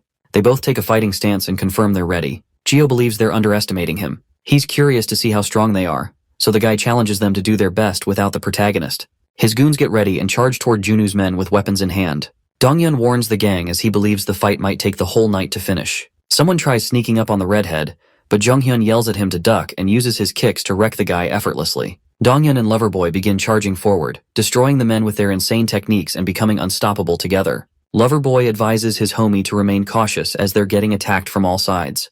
The redhead assures him he's ready to get wrecked a few times whenever he enters a war. He appreciates the help, but makes it clear that Jonghyun doesn't get to lecture him just for that. The Loverboy smiles and hopes Donghyun takes the next one without complaining. Seong-ae feels disappointed seeing the weak gang Gio gathered. She stops worrying and admits she's impressed, as they can achieve so much even without Park in the picture. Choi reminds her things can change in a second, as the real fight hasn't even started. She points towards the gang leaders as they begin making their moves. Banjung notices Donghwa Lee and remembers Insu revealed Gyubin got backstabbed by the guy. Everyone kept believing he was just Gyubin's sidekick, but no one knew Donghwa was secretly trying to cook something. Insu heard Gyubin mention that if they both went all out, he was unsure about his victory. The only reason Donghwa was trying to avoid standing out was to keep his hands clean. He was aware of Gyubin's gullible personality, so he used the guy like a disposable tool. That's how he achieved so much through Gyubin effortlessly. Insu warned Banjung to be wary of the psychopath who didn't care about anyone but himself. The lover boy suddenly gets kicked in the stomach. He grits his teeth and asks the redhead to cover his own back from here on out. Donghyun lets him deal with his own business as he's busy destroying Donghwa himself. He lets out his anger on the rat that betrayed Gyubin without hesitation. He tries landing a kick, but Donghwa remains calm and calls the guy stupid for his overconfidence. He grabs a goon and uses him as a meat shield to avoid Donghyun's kick, leaving him speechless. Donghwa uses this opportunity to throw a strong blow. The redhead begins bleeding, so it's hard for him to properly see what's happening. He grits his teeth in frustration, but Donghwa believes he should spit out such bullshit with people he's close to. He reminds the redhead that he's not in his gang's circle, so if he's here looking for a fair fight, there's no way he's saving himself from this one. A few goons grab Donghyun from behind while Donghwa rushes forward to end his life. He destroys the redhead with a heavy blow, while the athlete and his goons confidently believe the fight is already finished since Donghyun is out of the game. He doubts anyone can take the redhead's place.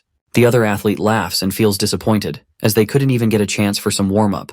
Jonghyun and the redhead fight with whatever they have to hold off the goons, and suddenly, the doors open, catching everyone's attention. The protagonist finally enters the stadium, ready to destroy them all. His fear alone stops the lowly goons from taking a step forward.